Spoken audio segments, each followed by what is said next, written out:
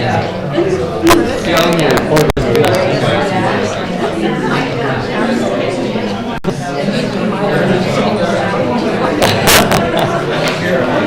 it's holding the table down, running away.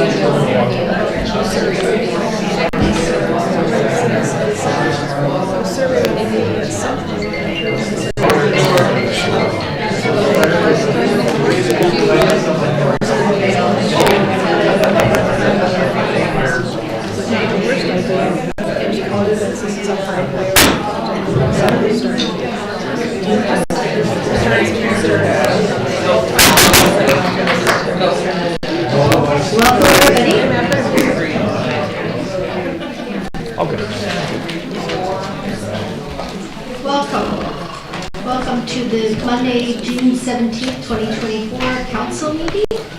Before we begin, Councillor Donaldson, can you read the territorial acknowledgement for us? Sure, thank you. Good evening. We acknowledge the Siano and South First Nations on the homelands which we all work.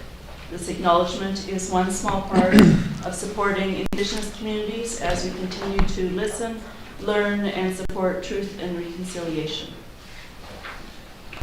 Thank you. We have the agenda before you. We have an additional supplemental information in front of the Pinks. So with that, I'll take a motion to adopt the agenda as amended. So moved. Moved by Councillor Shukin, seconded by Councillor Donaldson. All in favor? Opposed? Carried. Thank you. We have a presentation this evening. I'd like to invite Mr. Matt Ashton from Prairie Bay Sheep Farm to present Prairie Bay Sheep Farm Conservation and Wildlife Livestock Farming. Thank you. Hi everyone, my name is Matt Ashton, 4335 Lindholm Road, based out of Prairie Bay Sheep Farm. I've been a full-time employee on the farm for a year and a half now. Would it be okay if you use the microphone? Okay. Podium? Would that be okay? At the Yeah, at okay. the podium.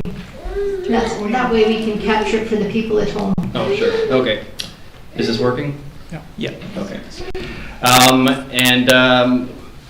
So first of all, thank you for the time to do a presentation today. I understand there's a lot on the agenda, so thank you for the time. Doing this presentation today because the wild predator situation has become quite significant in the last couple of years, and it would be a shame if something were to happen to livestock farming in the Chosen without everyone being aware before consequences did happen. So I will get into it. If I can leave people with one takeaway tonight, it's that we have a very healthy population of cougars on the island. It's very good for cougars to be up in Leechtown area. That's a good thing.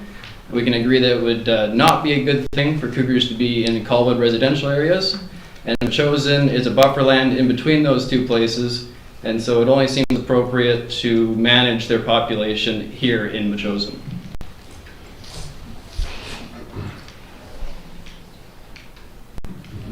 Tina?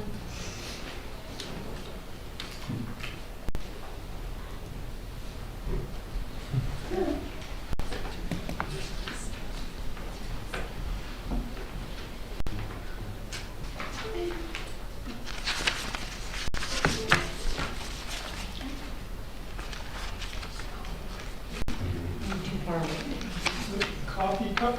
You go ahead.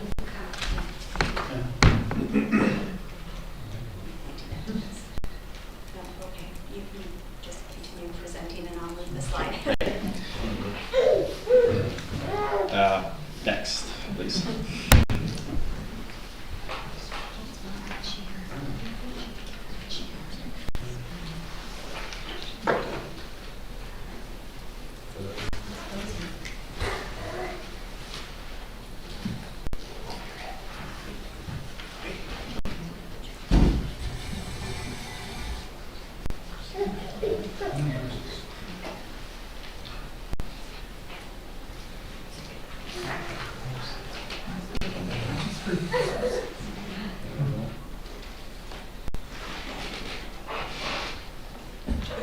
Nope.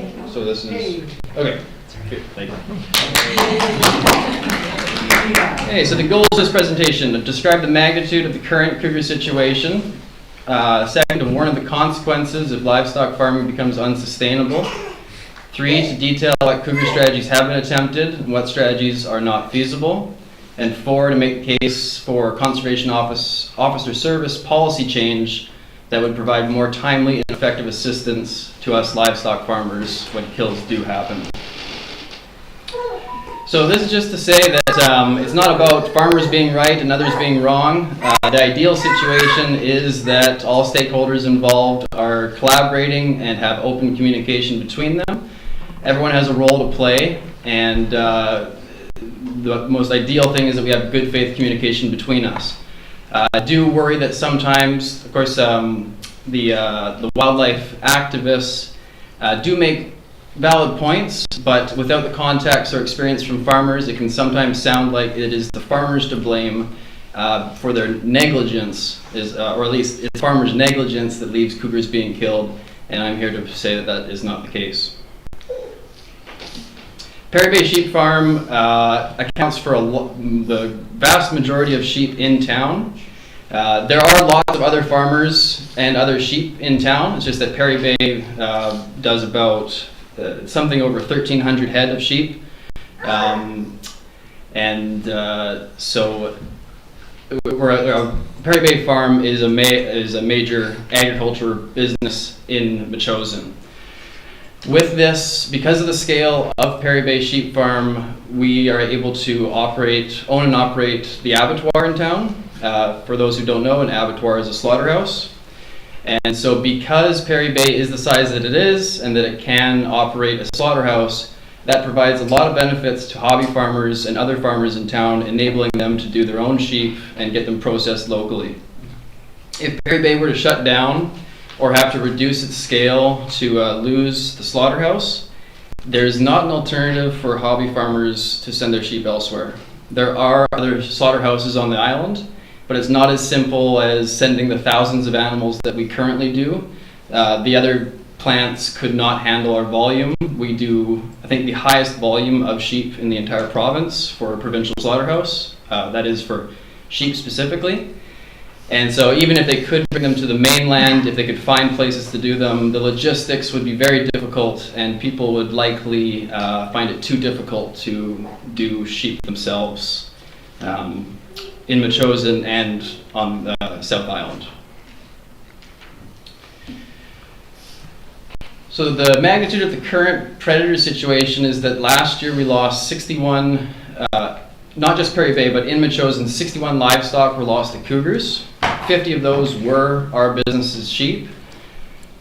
This year, 30 livestock in Metchosin have been lost. 25 of those have been ours.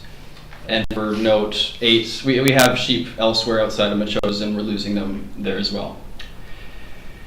Perry Bay Sheep Farm is Metchosin's largest scale agricultural business and major supporter of keeping agriculture viable and sustainable in Metchosin.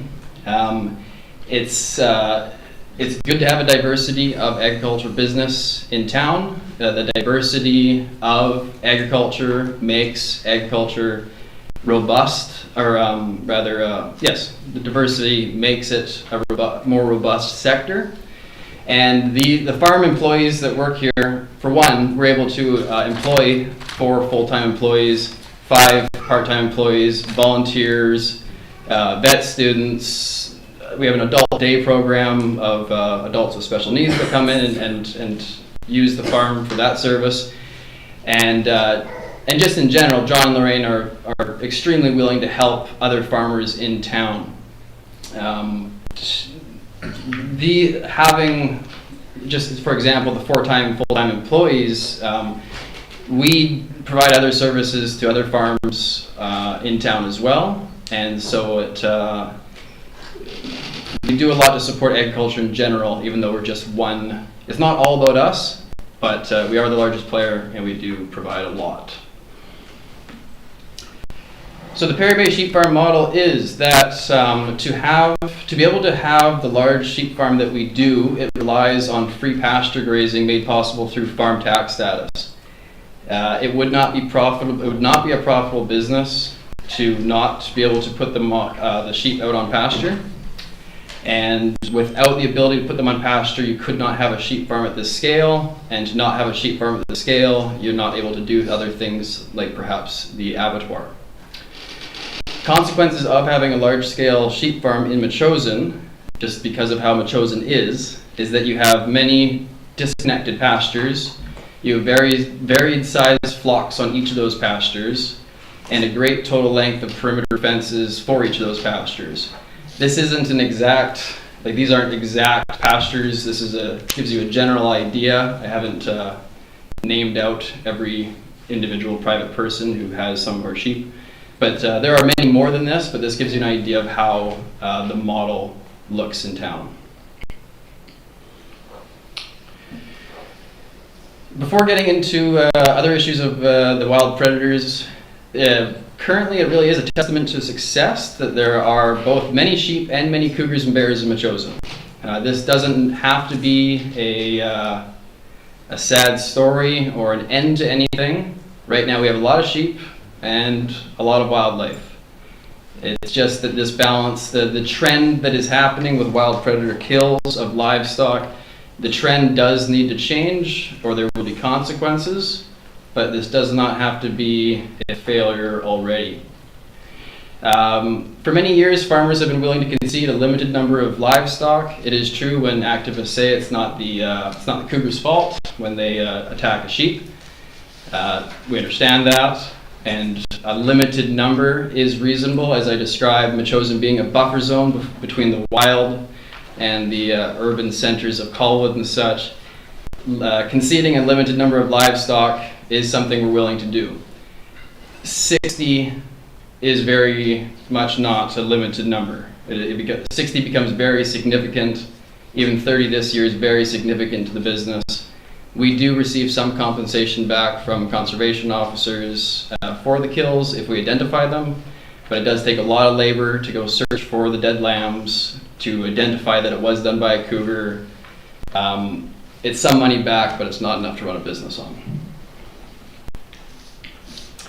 So for the record, Vancouver Island has the highest density population of cougars in the whole world.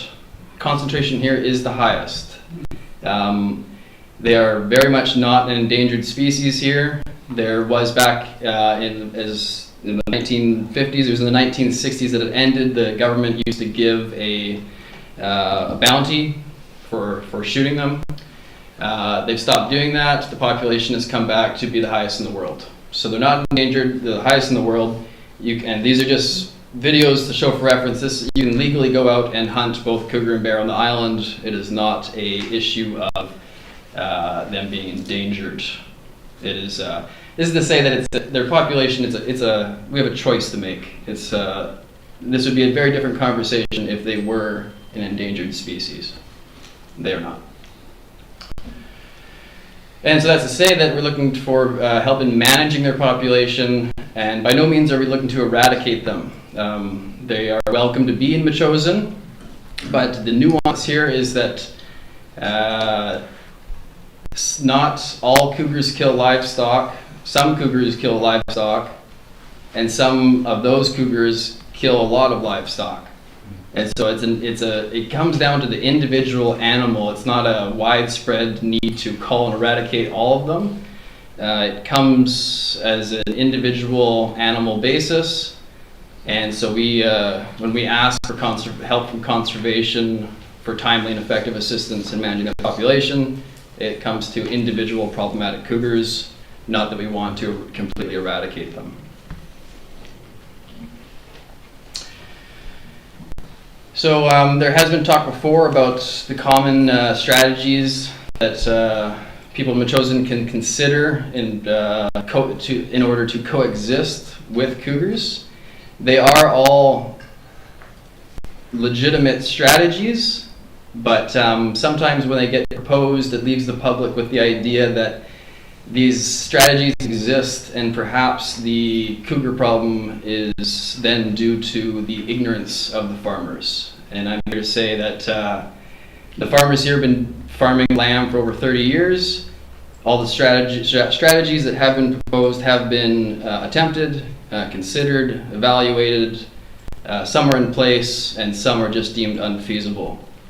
So for example, we have for fences, we have 10 miles of total fence. It's proposed you can use electric fences to keep the cougars out. Now this picture on the right here is on Bennett Road. It is an electric fence, and I think last year we had something 20 or 30 lamb killed there by a cougar.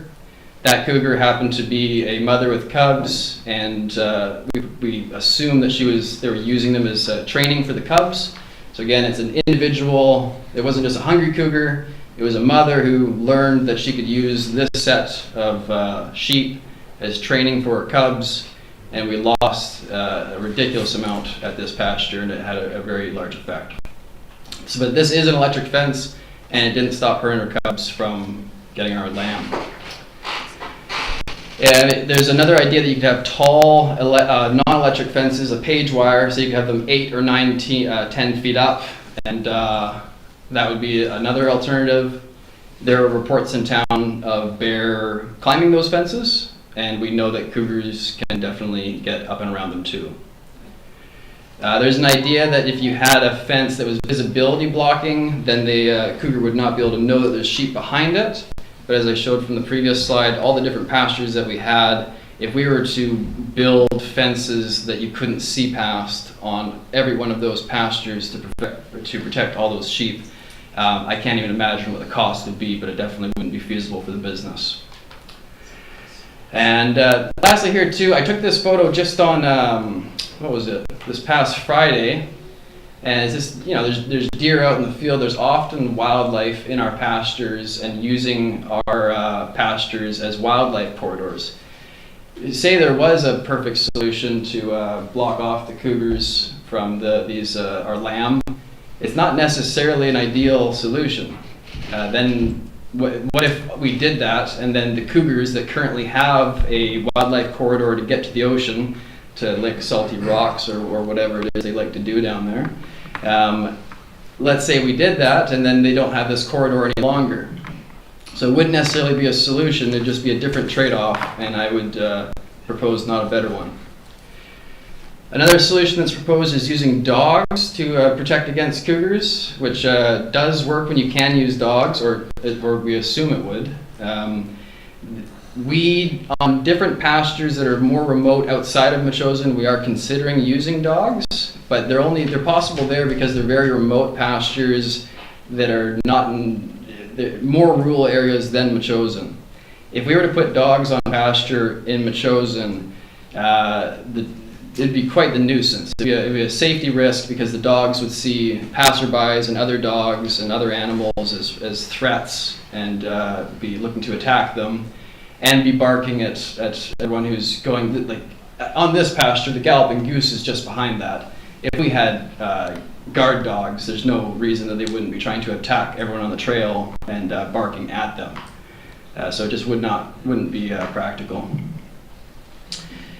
Many people suggest donkeys or burros. We do have donkeys.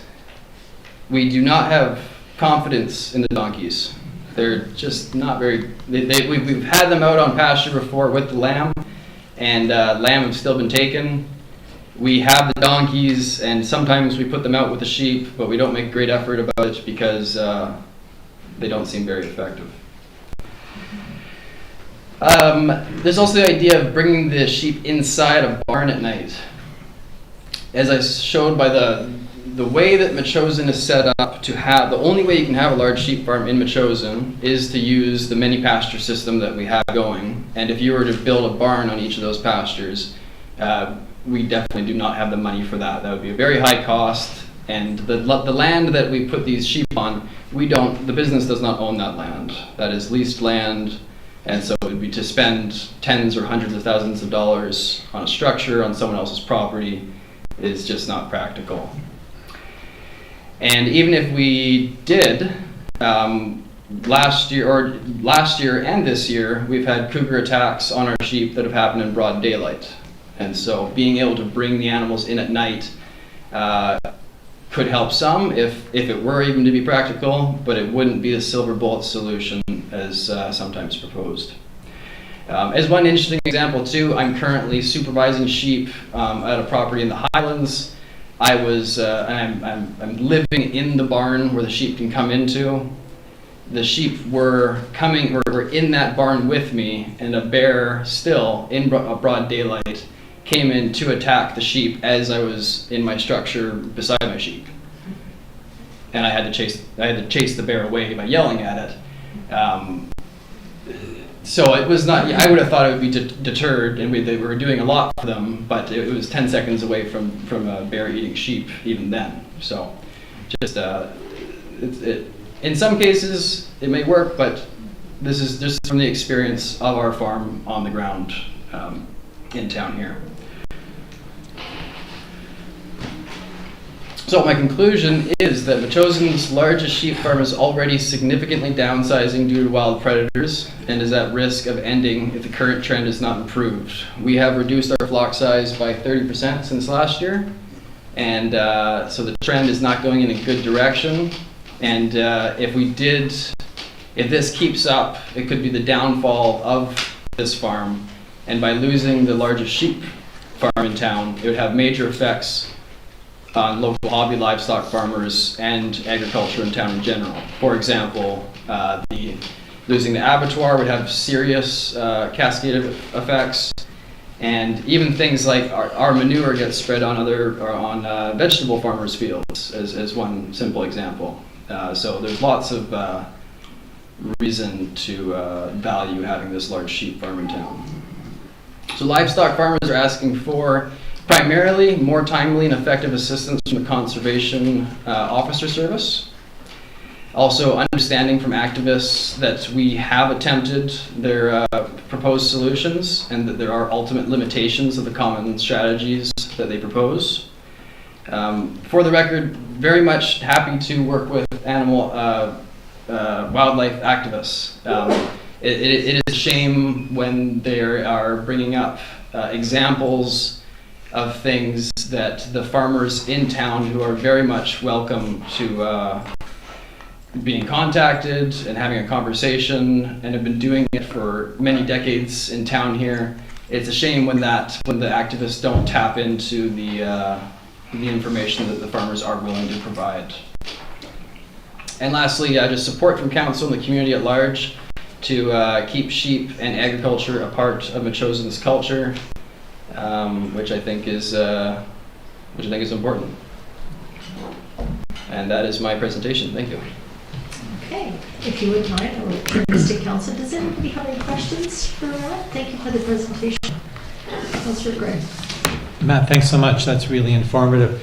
Tell me, are bears as big a problem as cougars, or we focused, I seem to recall there was a real tough time with bears, that maybe it was more than a few years ago. No, thank you. I forgot to mention that. In the last 2 years, it's been particularly a cougar issue. In the past, it has been more a bear issue. I don't know why, but for 2 years, it's only been a cougar. In the past, it's been a bear issue too. And then through the chair, is the bear, were the conservation officers responding differently for the bears? It was also a problem at that time, but I don't think the numbers were as significant as we're seeing in the past too for cougars. But there was also an issue. Thank you. And then finally, do you have numbers for 2021 or 2022? Like, has this been just a shock on it occurred, or was this a gradual build-up? Or I'm just curious, not that it's... From my memory, I don't have the numbers with me, but I believe it was less. This is an upcoming trend where we've had especially bad years, and that's why, again, we're not looking to eradicate the cougars. We have been coexisting with them for a while, and when the kills are at a more manageable, or just when there's less kills, we're willing to tolerate that. When they get into what the numbers they have been for the past 2 years, we really need the assistance, and without that assistance, there are consequences. Councillor Shukin. Thank you, Mayor Little, and Matt, thank you for your presentation. The problem seems to be around lambing. How is it now that the animals are a little older, or when is the peak and when does it seem to fall off in terms of predation? We have the most animals out on pasture during lambing. During the other times of the season, we bring the mums into the barn, and so it's not only that we have more animals out during lambing, but they're out and more vulnerable during lambing. The cougar actually hasn't. Well, we've had major issues with the cougar in the Highlands for the last month. I don't know if it's the Machosen cougar walked over to the Highlands and started killing them there, or what it is exactly, but since the 25 that we lost in March and April, there hasn't been another one since then, knock on wood, Okay. but just so far. Great, thank you. Okay, anybody else have any questions? Go ahead, Councillor Shukin, or Donaldson, sorry. Thank you, Matt, for your presentation. It was very thorough. As a farmer, we did actually have bear kills a couple years ago, and it was in July, just before going to market with our lambs. It also took down our ewes, our breeding ewes, and close by neighbors, farmers as well. So it's not just a specific time, but like Matt's saying, they are out on pasture. They also graze 24/7, so keeping them indoors is not always practical. The abattoir does do a lot of great work. The employees also work on, the farmers kind of share, so there's haying going on right now, so they're doing abattoir a couple days a week. They're out on the hay field. So there would be a ripple effect if we didn't have all these different farms. I think everybody is working together, so I appreciate the information you've given us. There's a lot more that you presented tonight than I had thought, so thanks for the work. Appreciate it. Okay, thank you. Thank you very much. Thank you. Next on the agenda, we have public participation. We have 4 minutes per person. If you wish to speak in the mic, you can tell us your name and your street number. And we have a maximum time to 45 minutes, so about 10 after 8 or so. Jim McPherson, Eagle Tree Place. Thank you for the opportunity to speak. I have some observations regarding the 2023 draft annual report and the SOFI report that accompanied it. What struck me about the 2023 draft report is the description of priorities for 2024. The priorities for this year do not include addressing the accessibility issues, the works of the Capital West Accessibility Advisory Committee, and the potential expansion of community engagement. The priorities also do not include addressing housing issues raised by the province. There is also no priority attached to getting feedback on the use of the Community Development Fund. All of this begs the question for me as to just what are the priorities attached to when dealing with BC government directives. The state of financial information, which accompanies the annual report, reveals some information which I'm sure the public would be interested in learning about. First, SOFI indicates that there are no severance agreements in 2023, but illustrates, for example, that Sue Lynn's severance package will be included next year. Second, the SOFI report documents salaries paid to senior employees. Remuneration to each of all 7 employees exceeding $80,000 a year, with 3 paid in excess of $100,000 and 1 paid more than $150,000. I realize that wages paid must be competitive, but I also understand that there are new hires in the offing. Metchosin has a small tax base, and it has limited capacity to absorb the salaries of new hires. I am concerned that staff levels elevated to accommodate more and more optional services are becoming unsustainable. Finally, the SOFI report makes reference to the district being named as defendant in lawsuits. I appreciate that details cannot be discussed in public, but the district can tell us how many lawsuits there are, what the lawsuits have been about, for example, for bylaw infractions, how the district is responding to the suits, and whether the district has any contingency plans in place to address worst-case scenarios that may lead to increases. Thank you. Thank you.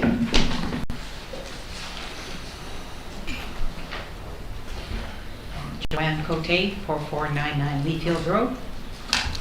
I'm back again. So when our proposal was sent back to staff in March for more information, we weren't exactly sure what to expect. After about a month, we received an email asking if we wanted to put a pause on our application without any reason why. After a phone call, we learned that the planner was moving on, so we decided to do some research on our own. I accessed the District of Metchosin minute archives on the website and read through all the council and committee meeting minutes from 2006 forward and made a few notes. I also reread the official community plan in great detail. In all that reading, I found 3 decisions I wanted to discuss or address.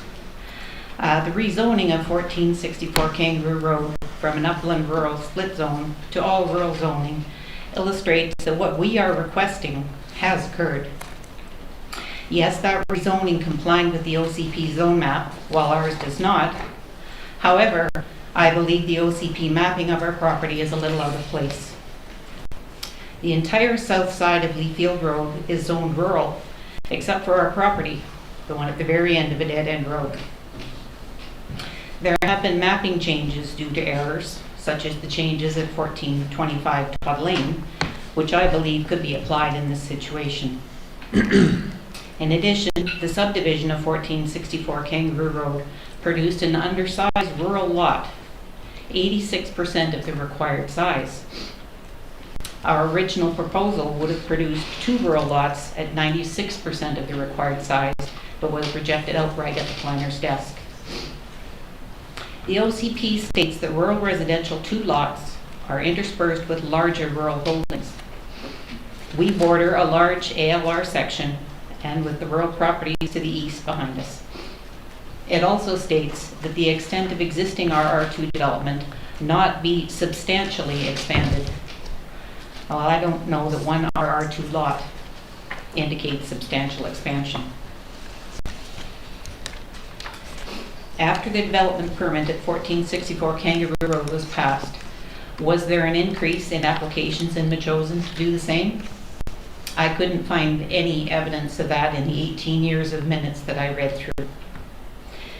In our latest submission, we have proposed covenants on the 2 properties in favor of Metchosin, preventing any construction of secondary suites for 25 years, to assure people that we do not and will not be planning anything more than 1 house on the new lot. While the OCP has approached increased housing and housing affordability through suites and detached secondary suites, this doesn't produce more taxpayers and doesn't support raising a family. The size of a detached secondary suite is also not really adequate to raise a family We feel the rezoning and subdividing unused land is the better solution here. What is the difference in density between two families living on a 10-acre parcel, 50 feet apart? One family a detached secondary suite, or two families living on a 10-acre parcel, rezoned and subdivided to two parcels, 500 feet apart? Well, I think the answer is one extra taxpayer. In the OCP, section 14.3.2, it states that within this rural context, the OCP provides a range of housing types to accommodate a range of household needs and incomes. The key objective identified in the OCP is to provide opportunity for a range of housing types, sizes, prices, and tenure consistent with maintaining a rural community. But it's limited us to a suite or detached secondary suite, which is hardly a range of choices. While we know that the OCP must be updated in 2025, waiting until then to address one application for change seems to be a long delay for a decision that this council could make.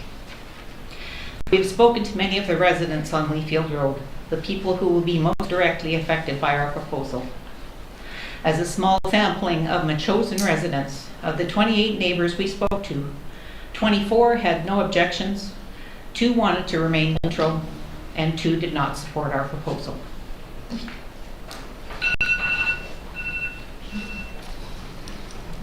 And Cote, 4499 Leafield. We moved here many years ago, raised our kids here, watched the community fill in around us. We fixed up the house, took care of the property. We've talked about it many times. We would love to live next to a working farm. Vegetables, grain crops, cattle or sheep, even flowers or a tree farm. Instead, we lived next to one of the largest landfills in Metchosin, home to a half a dozen dump trucks, tractor vehicles, a host of trailers, and other debris, all under the guise of a turf farm. Good farmland being used as a commercial parking lot. Some people bought property in Metchosin and can have a farm and work the land. Some of us genuinely like the forest and bought land that is fully treed. I find it disappointing that we with the forested land should have to keep our properties exactly the same with no changes for the benefit of those that can have a farm and work the land. They can earn a living from their land while we face restrictions. We cannot even use our land to help our children, who also like the forest. I do not agree with allowing farmland to be used for industrial, commercial, or residential, unless the residential is for the workers to work the land.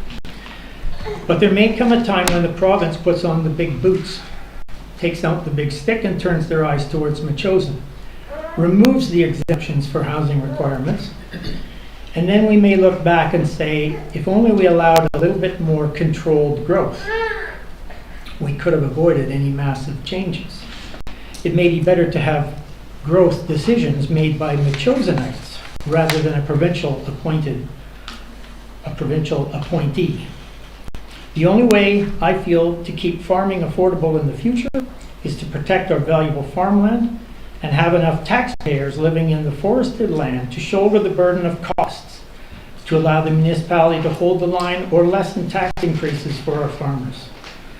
Otherwise, we may price our land out of the market for new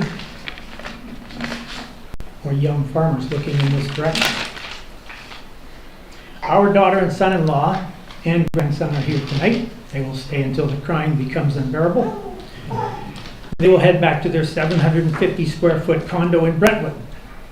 They could go to a 750 square foot detached secondary suite in Metchosin, but that wouldn't be much of a step forward for a young family. They are taxpayers in Central Saanich and are needing to expand to fit their family, but can't afford to buy a larger space.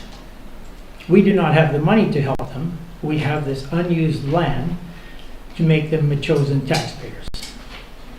We spoke to many of our neighbors over the last few weeks, and other than support for our proposal, I heard that most people support building homes in the forested and rocky areas and sparing the agricultural farmable areas. and all acknowledge the challenge of having their children be able to live in Metchosin with larger lots and very high land values. Our children have some of the same dreams we had when we started out. Buy your own land, raise a family. You have walked our property. We do not have steep driveways. We are not encroaching on other neighbors. We are looking for our family house. We are looking for one family house, not four.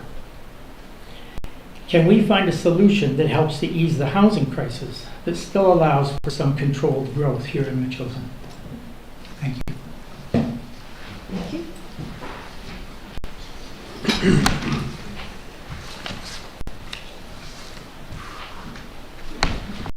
Moira Horrigan, 3920 Metchosin Road. I came here tonight to speak in support of banning biosolids in Metchosin and try to put a stake through the CRD and its notion of continually trying to spread things around. And I would also like to support the gentleman who spoke about Perry Bay Sheep Farm and the need for an abattoir and hobby farmers. When we had cows, we could get them killed in town and cut up, put in little packages.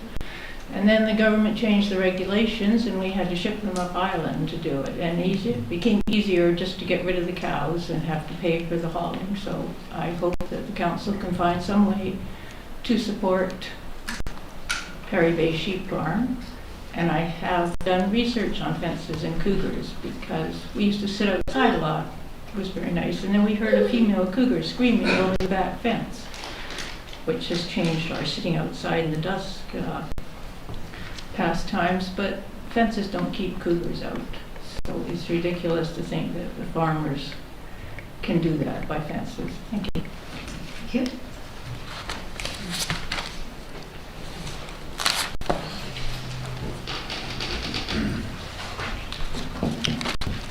Eric White, 4290 Chosen Road. So I suppose there's going to be discussion about the OCP, and I think there's important things to remember. As in the purpose of the document, it states that it's not a static document, so it's meant to be changed, meant to be worked on, meant to be growing. It's an open document, so as of today kind of thing, it's your guys' decision of what the document says for the future and how it applies. The vision of it, according to 1.14, is to establish a plan that looks 20 years into the future. One thing I, strangely enough, spend more time than I should thinking about is what does Metchosin look like in the future in 20 years? A lot along the lines of who's going to be here. I know so many elderly people who they're elderly and they're in 20 years they won't be here.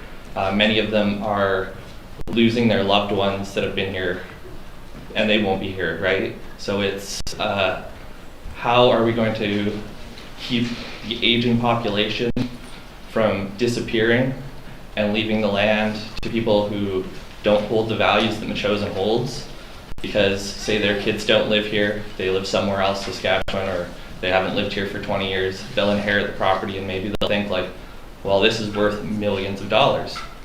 That's going in my pocket, right? And then it's going to a developer, it's going to someone who just says like, I don't care about farming or I don't care about Metchosin's values, I just want to, do my thing out here, right? Whereas most people in the room, I suppose, are all pretty invested in Metchosin and keeping it the way it is. And if we can figure out some succession or some way to keep families involved in a long-term 20-year outlook, then I think Metchosin has a better chance of maintaining the goals of the OCP. Thank you. Thank you.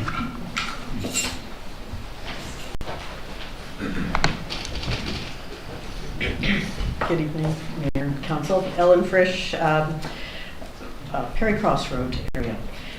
I was going to speak about one thing tonight and turn into two as soon as I heard the Perry Bay Sheep Farm presentation, so I'll be quick. I'm up here tonight to support the discussion on the detached bylaw updates. I think it's a great blend of setback updates based on considering what the policy says and keeping in mind Metchosin. I think it did or you do still have the opportunity to look at other elements, because of course embedded in that section of the bylaw is also the section that speaks to the minimum size of secondary dwelling, which right now sits at 70 square meters.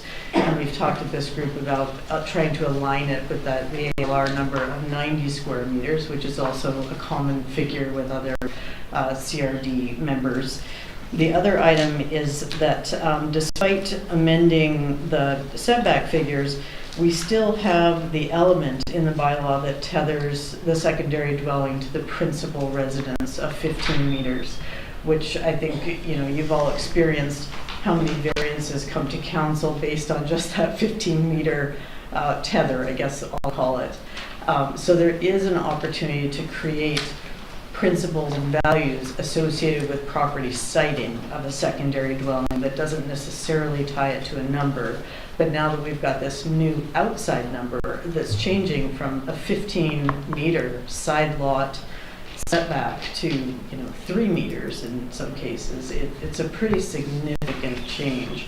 But if your principal dwelling is still where it is, it's not really going to impact the secondary suite. So I just wanted to raise those two opportunities to discuss those items. Lastly, the minimum parking requirement changed. Again, they're looking for flexibility, and of course they're saying you can reduce it to a minimum of 1 parking spot. Well, what we're seeing, and many have noticed now when you drive by Westmont School, there's 2 homes that are side by side there that have 7, 8, 9 cars. They're overflowing onto Machosen Road. They're parked in the Ministry of Transportation right-of-way on the other side of the ditch. If you're in a bigger vehicle, your bumper comes very close, on that white line. It's very concerning. It doesn't seem to be enforced. So while we've got a minimum of 1 car, is there the opportunity to look at a maximum of cars? Don't know. It becomes an enforcement issue, but just asking the question. So turning our minds now to the presentation. I've known John and Lorraine for more than 25 years, fully support the sheep farm. We ourselves had sheep when we first moved here and lost our first 3 lambs to a cougar in our first year of having them. At the same time, we had a 3-year-old daughter. Our neighbor was a former CO, and we got cougar smart with our neighbor real quick. So our children were not running around at dusk in the forest, being as what he called cougar magnets. So what we did learn is that there are there are these areas of movement. We've got a big one that is on the creek that's just right on the other side of Machosen Road that runs behind our property that is a regular wildlife corridor. It sounds like there's another one off of Bennett Road. So it wasn't clear to me. I agree, electric fences don't work. I talked to John and Lorraine about moving some sheep back to our property last year, and that was the first thing he raised was we need electric, we need more than what we've got here. But the ask for me was not clear. Until a few years ago, there was only 1 conservation officer doing the whole South Island. When we lost our lambs, it took 4 days to respond, and they found the cougar using hounds about 1 kilometer away, chasing some goats. So what we have is not just a commercial livestock operation threat. Animals are attracted by chickens, goats, other livestock that are out there. So it's a bigger challenge for the community than just that. And then lastly, I am completely sympathetic to the situation, but based on the numbers that I heard, the loss is less than 2% or maximum of 4%, which in any operating business, you're going to have a loss in any year of some small percentage.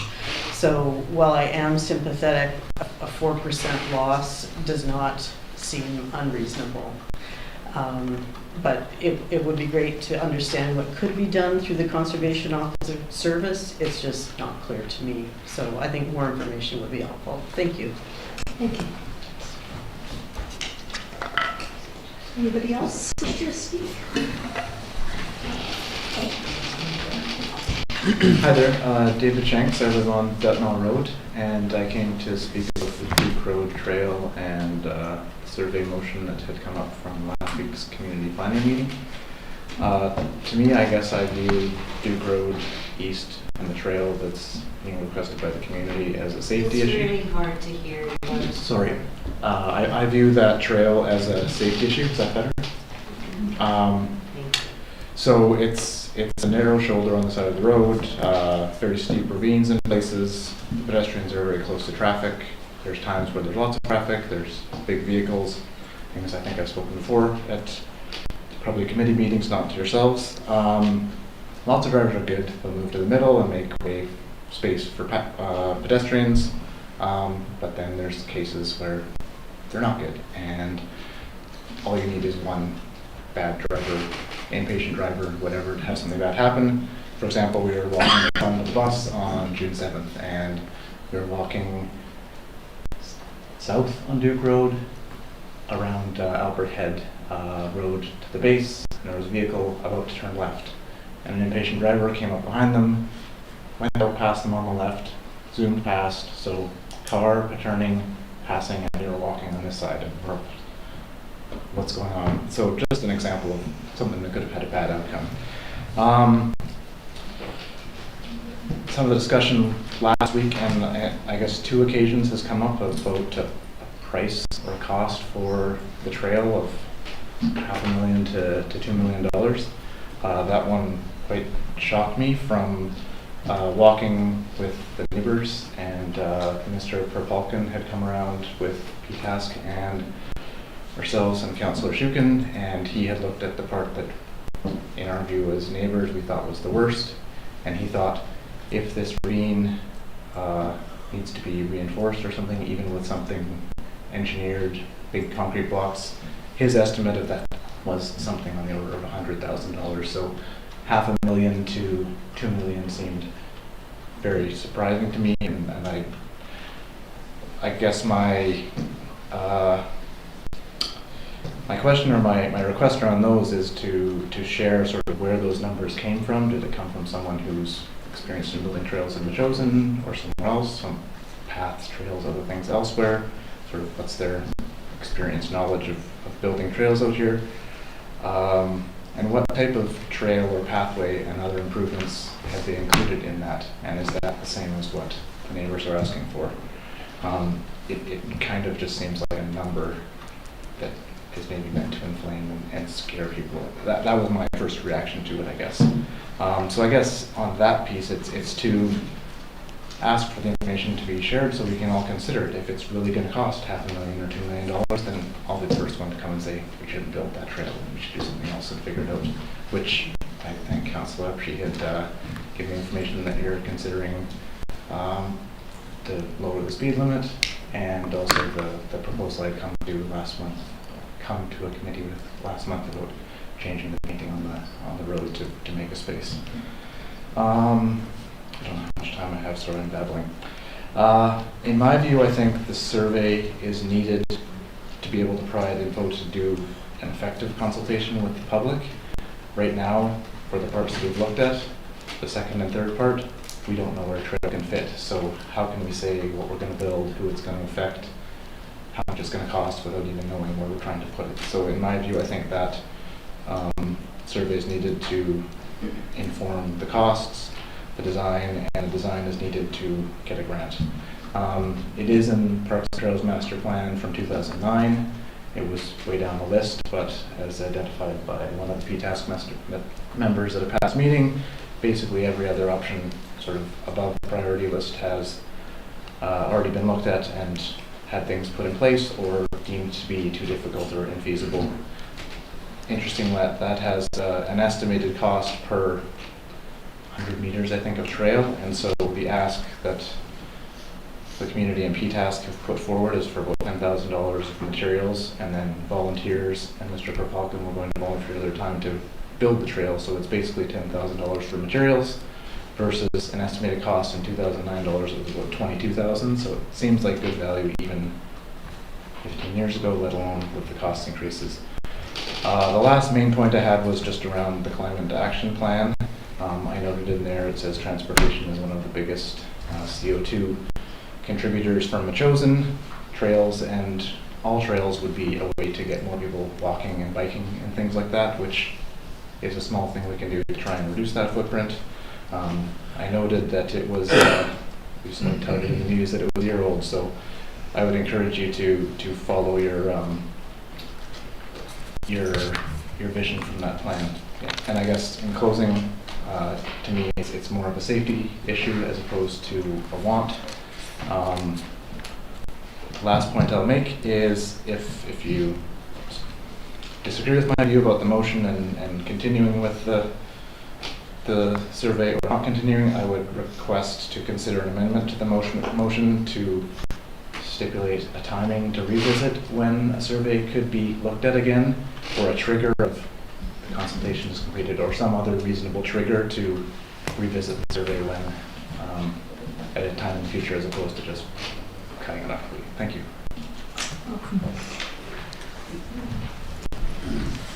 Hello, my name is Leslie Clark. I'm at 3773 Duke Road.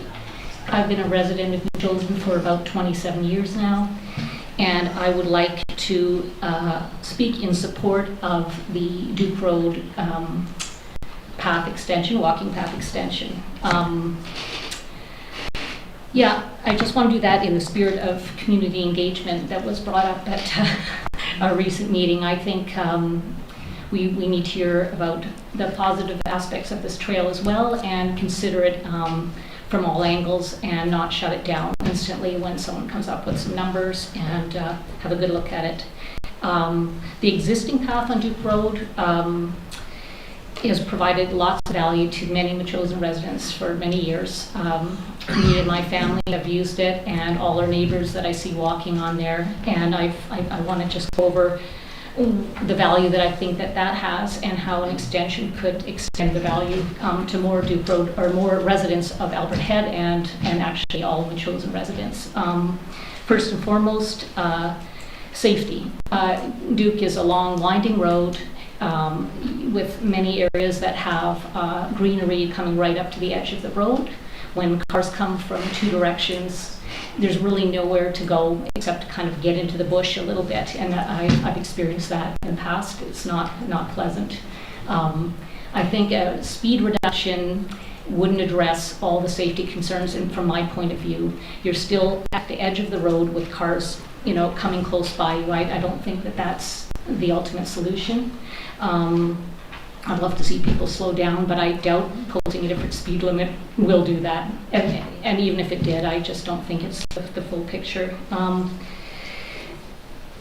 Anyway, so safety. The existing Duke Road path is what I'm hoping would be the vision for the extension, and that's a simple gravel walk, so a hardened, tamped down gravel path with a bit of a grass verge wherever that's possible, wherever room permits, to give a little bit of space from the road, from cars passing by. I understand that there's the occasional spot where that may not be possible, and on the existing Duke there's a very small stretch that has asphalt, and I think that's there for two reasons. One being a bit of a drainage issue as water rushes down around this bend, and the other is that it's a blind spot. And walking, there's no room for a grass verge there. And so walking along that section as cars come around the corner and can't see you is quite dangerous. Before the path was put in, when I walked there, it was not a good thing. So that was a very small stretch, and I don't think that's anyone's vision, is to see a sidewalk in Metchosin. It would be quite a simple structure. Anyway, that's the safety side. Secondly, I think that having that path as a value is in line with our values of having a rural lifestyle, and the quiet enjoyment of walking along a country road should be something that's viable. And on many other roads, it does work.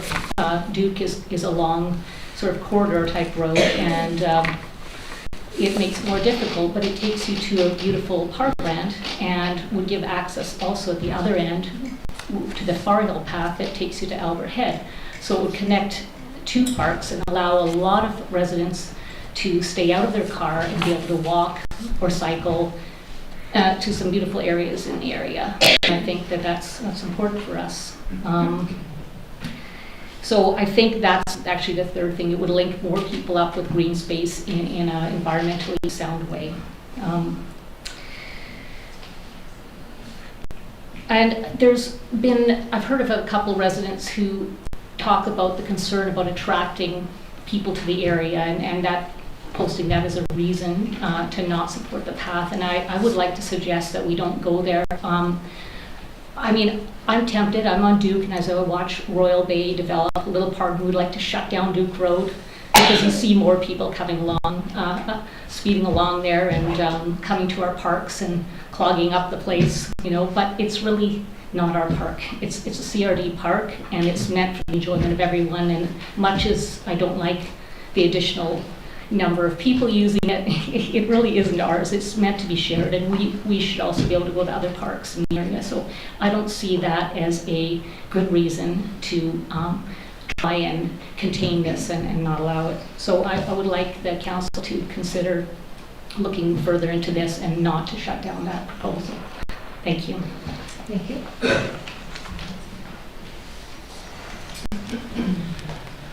Sarah Anthony Machosen Road. I ended up with like 3 things on my list, so I wrote them down, so I'll try to be really quick. Regarding Leafield Road, I think, you know, in these cases we kind of have the luxury of looking at these by a case-by-case basis. And it's always important to consider the environmental costs, but also the human costs in these situations. You know, the worst thing that could happen is, you know, if they were being disingenuous, I highly doubt they are from what we've seen, and they're obviously being quite reasonable about providing some proof of that.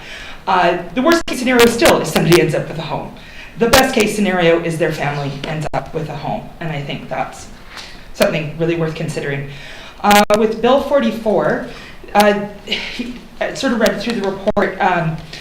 There's it seems like the bare minimum kind of in there, and I think this is a really important opportunity right now to legitimize many existing rental units and make them part of the tax assessment on these properties, so that there is a little more of a tax base on that.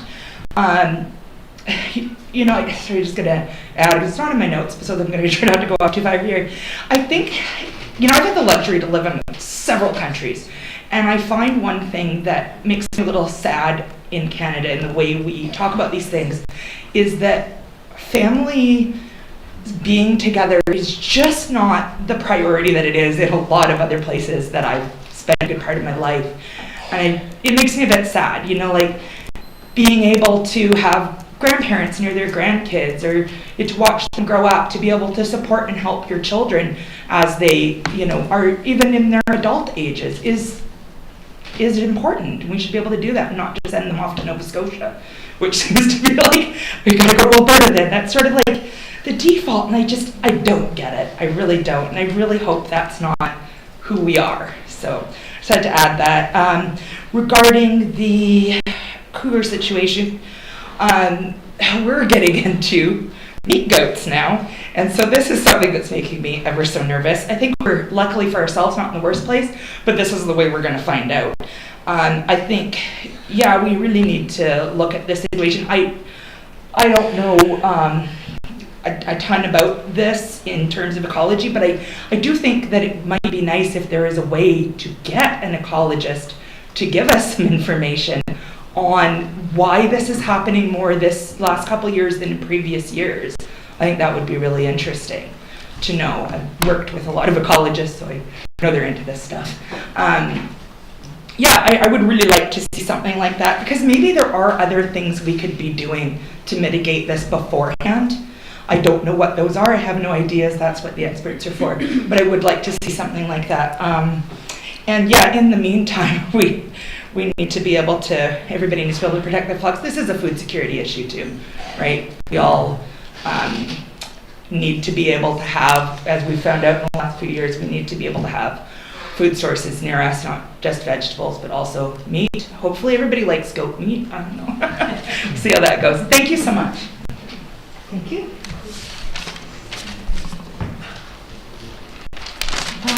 I'm going to have to talk really fast to be in my 4 minutes, but I will try not to be significantly over. Kathy Atherton, 4995 Le Bon Road, presenting on behalf of Ron Aubrey. Good evening, Mayor Little and Council.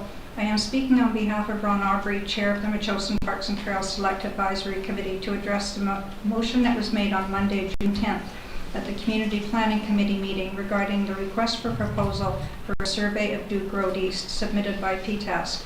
The adopted motion that you would ratify tonight read that Council direct the CAO not to issue a request for proposal nor a contract for the survey of the Duke Road East roadside trail.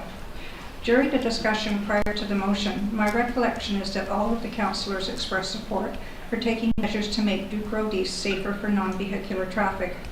Rather than turning down the request for the survey outright, they supported deferring the decision on the referendum for proposal pending the outcome of the active transportation consultations and completion of the updating of the Parks and Trails Master Plan.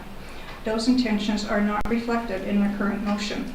All the members of PTASC found this difficult to process, as after Council supported the concept when it was first advocated for back in June of 2023, there had already been considerable time and effort expended by PTASC to assess the need for a roadside trail. In November 2023, at the direction of Council, PTASC established a subcommittee to assess immediate and long-term value of a roadside trail, interest and support from neighbors and the broader community, technical feasibility, practicality, and initial budget considerations. The outcome of the assessment was included in the planning meeting agenda of March 11, 2024, and indicated, among other things, strong neighborhood interest exists in developing this trail. There is a broader community value in developing it, both in supporting active transportation and addressing existing traffic and pedestrian safety issues. A survey is required to confirm an optimal route and to help address any neighborhood or property owner concerns. Overall, trail development would be a multi-year endeavor and require ongoing neighborhood engagement. The final recommendation reads, the subcommittee believes that a roadside trail along Duke Road East is of strong local and community value and that this can be achieved through a multi-year phased approach. As such, the following is recommended. $10,000 towards survey of Duke Road East and $10,000 towards the construction of Phase 1. This money has already been allocated for the 2024 budget. Based on the ongoing discussions PTAC has had since that time, we continue to support these recommendations. At our April 24th PTASC meeting, Beth Herford, a transportation planner with her assistants, addressed us regarding the active transportation process. She was specifically asked whether proceeding with a tendered survey would be a problem in terms of receiving a grant afterwards, and she said no. In fact, she said, active transportation projects are required to be ready, as in all the surveying and planning is complete prior to the grants being issued. Therefore, PTASC submitted their request for proposal for a Duke Road East survey. Relying on CRD mapping programs was not considered an option because of the number of irregularly aligned road frontages, the complicated topography, and the lack of expertise on our committee to interpret and implement such data. We cannot have proper consultation without knowing the parameters of what is or is not feasible for developing a safe corridor for non-vehicular traffic along Duke Road East.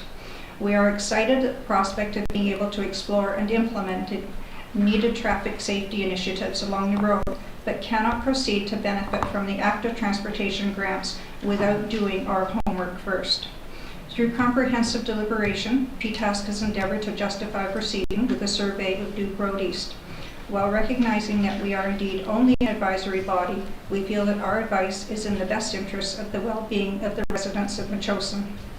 On behalf of PTASC, I would ask Council to either amend the motion or vote it down and pass a new one to allow the survey to proceed in a timely manner. Thank you. Anybody else wish to speak this evening?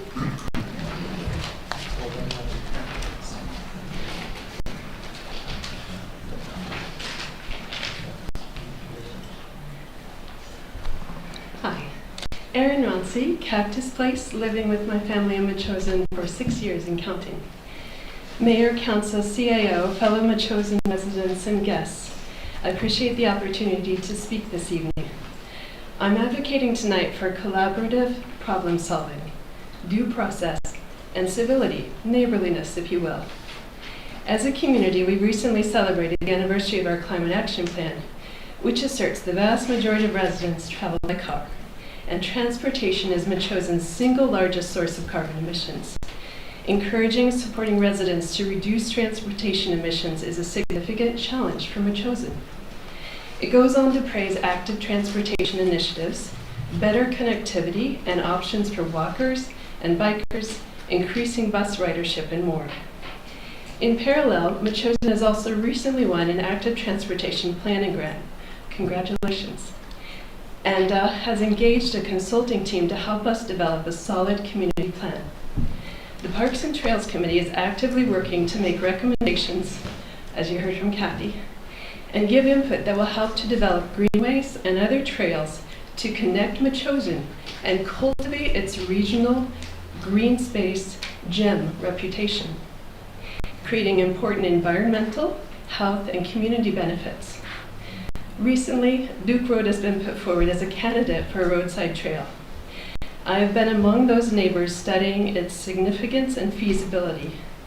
It's not the only of Metchosen's 132 named roads to be eligible for active transportation projects, but is among a select group of about a dozen roads that meets priority active transportation criteria. Some of those other roads already have complete roadside trails, some partial, and others have been investigated and considered too difficult for usual roadside trail treatment. In any case, if you have heard shocking or outlandish things about a Duke Road East Trail, please don't be dismayed. The hyperbole is untrue. We can and must work together to solve problems, and partial truths are not helpful. I'm happy to chat with anyone about possible misinformation and share what facts and information I know as a friendly and open listener. Further, PTAS folks are your formal listening body, and I have experienced their regular welcome to meetings to learn, listen, voice concerns, and discuss opportunities. PTAS understands there are road safety problems to solve, and that pedestrians, bus riders, cyclists, people of all ages and abilities matter. So it is a step in due process to survey potential trails to show people on the ground in physical reality where we can put safe and friendly, non-car-centric transportation options in Metchosen. It was discussed in budget meetings this spring when Metchosen heard news about its active transportation grant that survey work should be carried out at all priority locations. Tonight, I request Council consider not just a survey for Duke Road East as soon as feasible, but for the handful of other locations that PTAS hasn't already had surveyed that qualifies active transportation priorities, so that we can move forward to support active transportation planning and meeting our climate action goals. Our imminent public conversations with active transportation consultants will be much more productive with this background survey information in hand. Fit it in with the existing budgeted amounts by creating cost and time efficiencies, by grouping like projects together, and using existing RFP recommendations from PTASC. In closing, let's work together, Metchosen. Let's deliver on our promises together. Let's cultivate our green reputation and maximize its value. Contradictions and conflicts can make us stronger if we will claim the truth and come up with shared solutions. Don't stop the current due diligence processes. Rather, expand and accelerate your efforts and invite all helpful folks to be engaged through fostering civility and collaboration. F. Scott Fitzgerald said, "The test of first-rate intelligence is the ability to hold two opposed ideas in the mind at the same time and still retain the ability to function." Move forward, move on. We can think big if we creatively problem solve together. Thank you.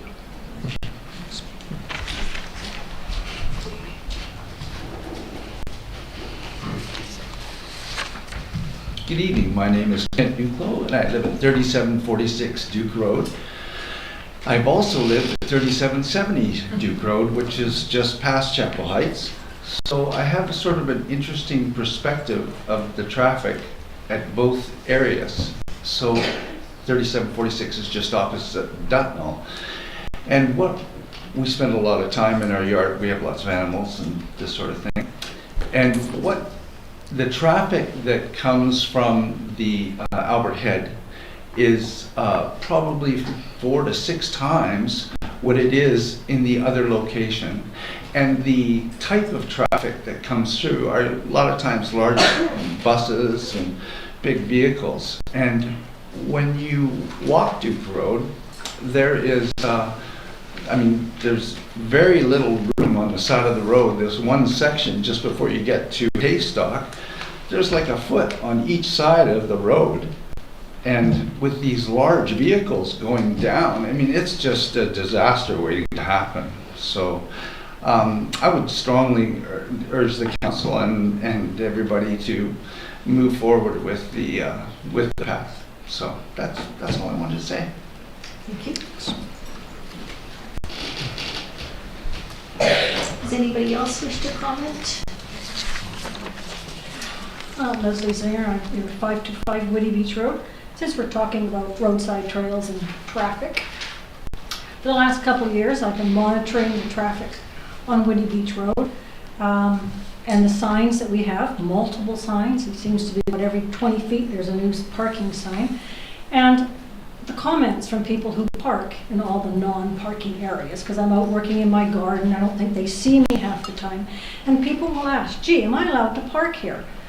And somebody inadvertently always says, well, the sign says whatever, but don't worry, Metchosin doesn't enforce anything.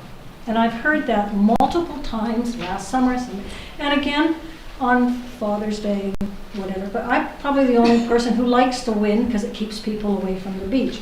But however, I've had to replace my fence in one spot on Woody Beach Road that has the yellow line. It has 2 signs that say no parking. They've got arrows pointing. We've had people peel off the arrows to park numerous times on both sides of the curve on that S turn down on Woody Beach Road. My fence, all the fence posts were busted the last 3 years. I left them there because they were leaning over the yellow area. Then I thought, we're a liability society now, so we fixed the fence because I didn't want somebody to, injure their car or their child. But I think the reputation is there. And I have contacted Metchosin a few times about enforcing the parking signs. The big sign that you meet when you're at Still Meadow and down my lower end does say no parking over the yellow lines, blah, blah, blah. So, and it's just ignored, and everybody seems to know that. And I'm just wondering, since we have bylaw people or whatever, I watched the tow truck go down a couple of weekends ago and I thought, oh, nothing.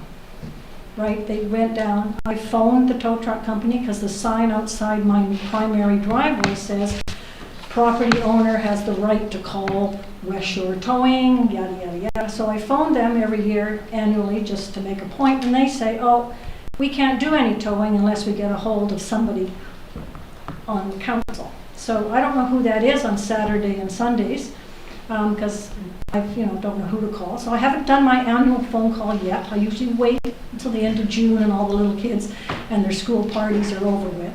But I just wonder, just either take the signs down, get rid of the yellow lines, or do something.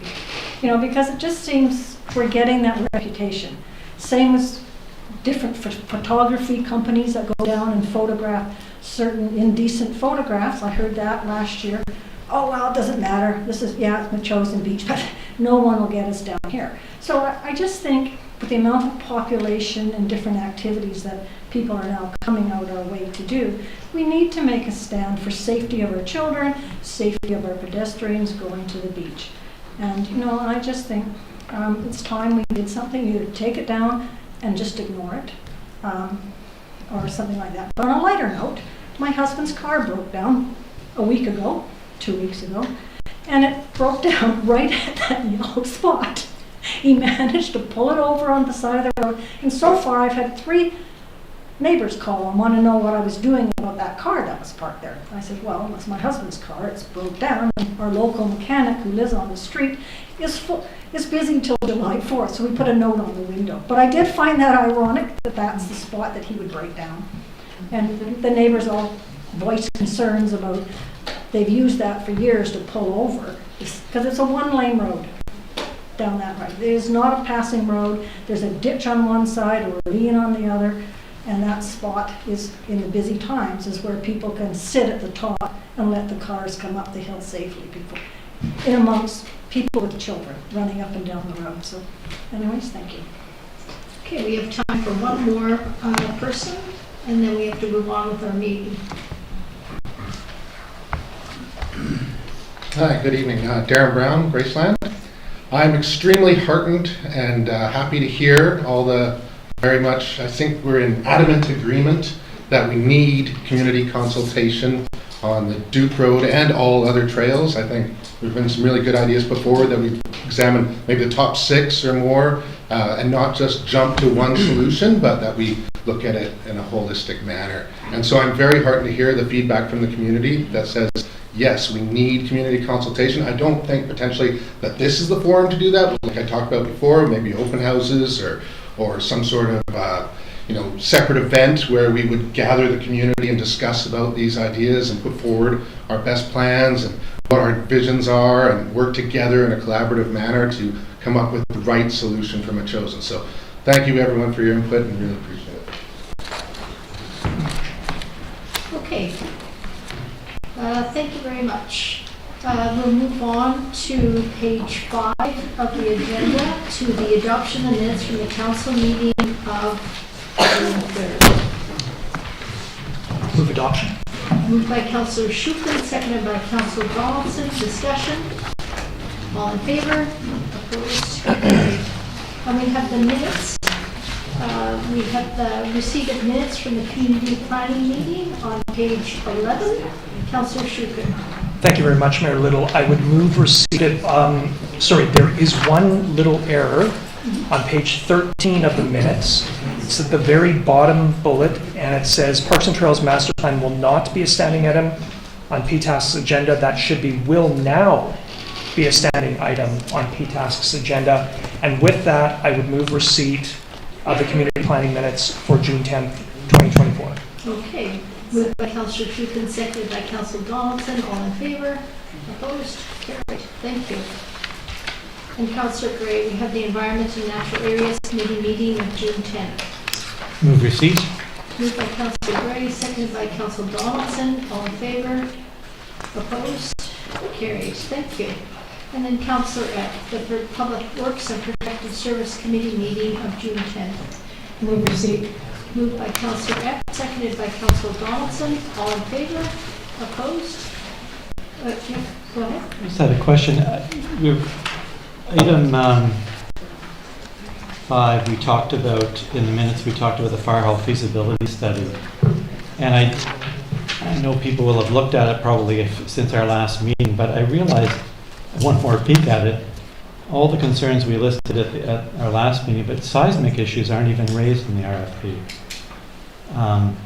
So it's kind of like I thought we were, redoing the fire hall for reason of seismic, and yet we get this big RFP out without much there on the topic. And I'm also concerned.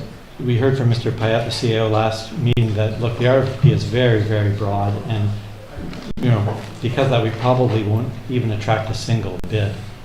And I thought, golly, do we really want to have an RFP out there that we think nobody will bid on? It's a bit embarrassing. I mean, I think we've got everything in there but the kitchen sink, and we're missing the seismic upgrading part of it. I just want to speak to that. We need a very organized approach, laser focused, and not, we've got issues with staff time and that. And I'm worried that we're putting money in an ill-fated study and not looking very good to the community and people who may be applying for it, and whether or not we should just withdraw the RFP and get better organized. Okay, so with regards to these minutes, does anybody else have any comments? Okay, this is moved and seconded. Call the question. All in favor? Opposed? Carried. And on to my mayor's report. Very briefly, I'm very delighted that the District of Metchosin is raising the Pride flag again for the second consecutive year. This symbolizes that we're aligned with other communities throughout BC that are gathering to celebrate Pride 2024 this month. And in many ways our two SLGBTQ1A plus colleagues, friends, family members, neighbors make our district and province a better place to live. On June 21st at 1 p.m. we will join members of the Pride community in raising our Pride flag at the District of Metchosin. This is our commitment towards inclusivity, safety and tolerance, and an opportunity to raise awareness and to support each other's towards transformative change. So please join me and others of council on June 21st at 1 p.m. CAO Payette and I were waiting for a meeting with the fire last week when members of the Sienna Nation arrived with a gift for the fire chief and the first responder. They presented a carving and said thank you for the extraordinary care and services they received for one of their relatives. We're very fortunate to have such a dedicated fire chief and over 40 volunteer firefighters who work tirelessly to keep our community safe. As was recognized by the members of the Sienna First Nation, I would also like to thank the fire chief and her colleagues for their work in our community.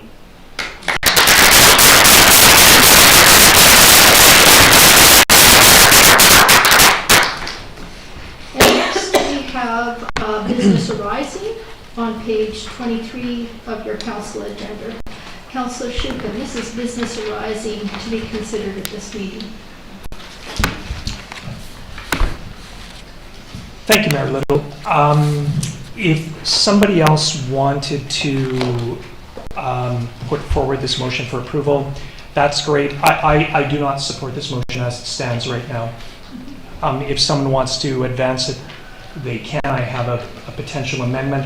However, I believe that so many of the comments that have been raised earlier today speak to the process that has gone on for months in terms of Duke Road East and the assessment that's been done, and now we see the need to move on to more detailed work. So I'm not going to make the motion to advance this right now. Okay. Does anybody else want to speak to not forwarding this? Councillor Epp.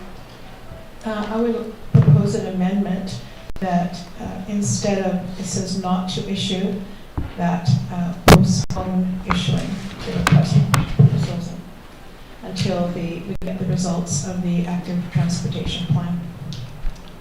This is moved by Councillor Epp, seconded by Councillor Gray. Comments? Councillor Shukin. Thank you, Mayor Little. I'm not going to vote in support of this motion. While I can see some of the sense of it, what, again, we've heard is the amount of time that has already been spent looking at this trail from a number of aspects. And the one thing I have to say is active transportation is a great phrase because it talks about all of the aspects you need for safe passage from non-vehicular travel. One of the things that to note is the Parks and Trails Advisory Committee has been in the active transportation business since it was formed. They have looked at this area of Duke Road East and see tremendous potential and would like to move on. And this is what this council in April basically endorsed in terms of granting the money to move ahead with a survey.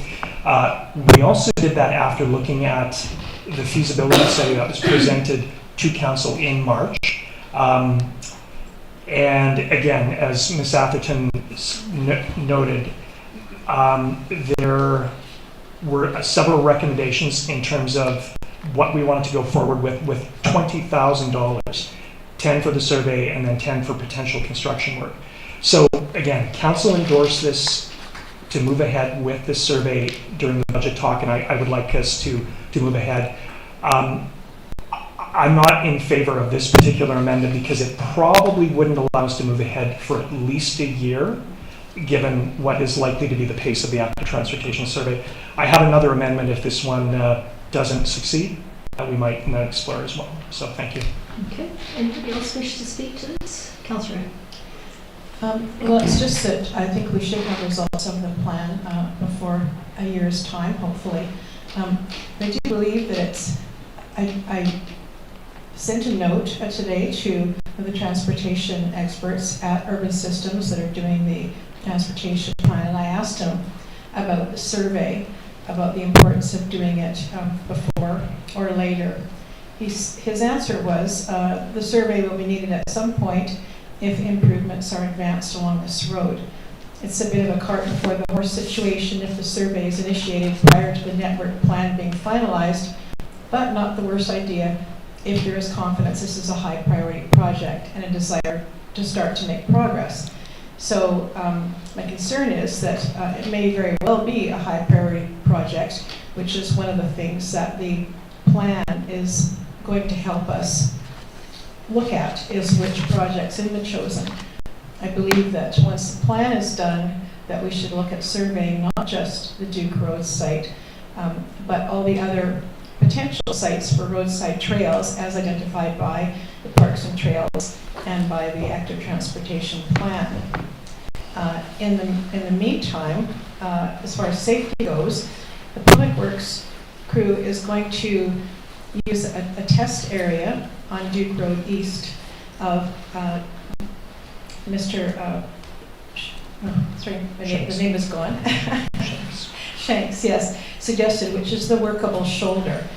I'm not exactly sure where the parameters of that will be, but we will be removing the center line and moving the white lines of the shoulders in, therefore reducing the size of the road, so traffic will slow down, as well as is coming up in a little bit, is reducing the speed to 40 kilometers an hour. The walkable shoulder will give a chance for cyclists, for mobile scooters, for baby joggers, or to have a hard surface to move on. That will be, obviously it's not, the ideal as it is to have a separate path, but it would be a safe way. And we can do that starting when we do the line painting probably pretty soon now. So anyway, that's what I sort of thought about that, and so I hope this will be supported, but we'll see. Okay. Anybody else wish to speak? Go ahead, Councillor Donaldson. Yes, thank you. When I spoke about this at the last meeting, I spoke with the idea that perhaps we haven't approached all of the residents that need to, that will be affected by this on that road, in the neighborhood or whatever. And so since then, I have talked to some other people that have been involved with roadside trail construction in our community. And for example, the Kangaroo Roadside Trail, and there was consultation with neighbors, and neighbors did learn that their fences were actually on the boulevard, and we have learned that even in the last term along William Head Road when there was a proposal there as well. The survey, which we have approved for in the budget, is to find out where we can or cannot put a roadside trail, a portion of it. And I don't know that the 20,000 is all the way up to the end, but for whatever we can. Right now, as Ms. Clark has mentioned, the very stationary sidewalk is there because of drainage in the past. And it just stops, it goes nowhere, and so therefore you do have a problem with a trail just stopping. Safe passage definitely is important. The Tower Point Park, now the grass area has been turned into a parking lot because there's more and more people, but it's to get them off the road because again, neighbors spoke out, there was action taken. So what I was speaking at the last meeting about perhaps piggybacking with the consultant was to have more of the public engagement rather than doing, taking up more staff time and that sort of stuff. So, so I have learned that yes, there will be consultation as we go forth. I do think that the way this particular motion is written, I wouldn't support it. It wasn't the intent to abolish not doing this, it was more to have, from my perspective, to have consultation with that neighborhood. Because it seems that there are people that either don't have enough information or are completely against it. It's unclear. So we have made a commitment in the budget for this. I would like to see it go forth. I'm not sure how it should be worded. As it's worded right now, I'm not sure that I can support it. I'd like to hear more from my colleagues on it. Okay. Anybody else? Go ahead. So I'm taking the motion as it's now been amended to say that we proceed with a consultation on all of the trails chosen, or the idea of the active transportation plan and all of that. So I think it might answer the question you brought up, Councillor Thompson, I don't know. From my perspective, it seems to me that we approved this in the budget with the idea that we proceed, but then other events took hold, including a signed petition, a lot of people on the road not satisfied that it should proceed. We suddenly became aware that, oh my gosh, there's a conflict here in terms of what's happening. The next thing that happened was that we got the approval of the active transportation plan work. And we learned through that we can get some ideas about the large picture of active transportation, as you're mentioning, Councillor Shukin. But it includes the question of roadside trails. And so we presumably get a list and be able to look at it. And I would go along with what's being described, which is get a look at all of the different trails, set the priorities, compare one to the other, and move forward from there. The idea isn't to crash or to shut down the Duke Road East Trail, but rather to set it up in a priority ranking. We got a lot going on in the council table. I mentioned a moment ago the RFP for the fire hall. We've got this Duke Road East Trail question. We've got a number of other challenging issues to look at, and it seems to me we need to be better organized to get things done. And I'm just concerned that it's out of order in a way. I wanted to then address the question of the cost because David Shanks asked about the numbers that I put out at a previous meeting.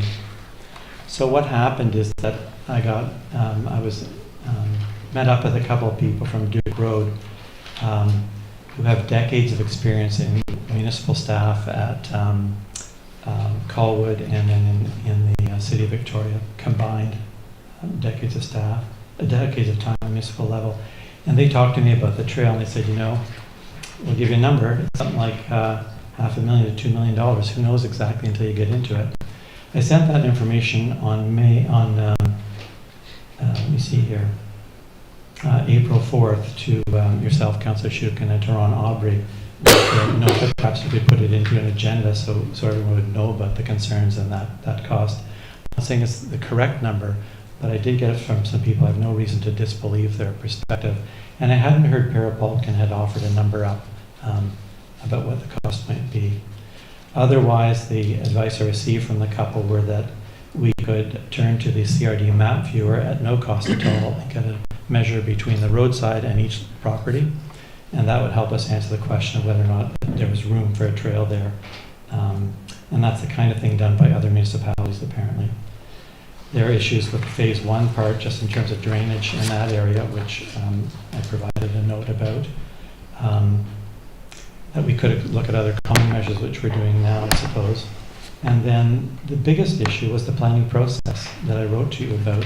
I wrote to the committee about some time back, saying, look, bringing people together and having a discussion about what we're doing would perhaps be the best way forward, especially given that we have the money for the active transportation plan. Thanks. Okay. This trail has been recognized in the PTAS master plan since at least 2009. So it's not a surprise that this is being discussed. This has been discussed numerous times at the PTAS, at council, at the community planning, and at budget. We have money for this survey, not for other surveys. This is what we've been doing. The trail will provide safe passage in the community, and that has been a commitment of many members of this this council table.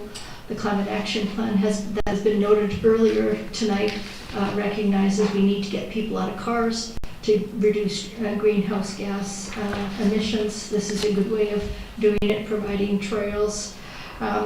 We're committed to active transportation. We will be developing the active transportation plan. Having the survey done is not going to affect the active transportation plan.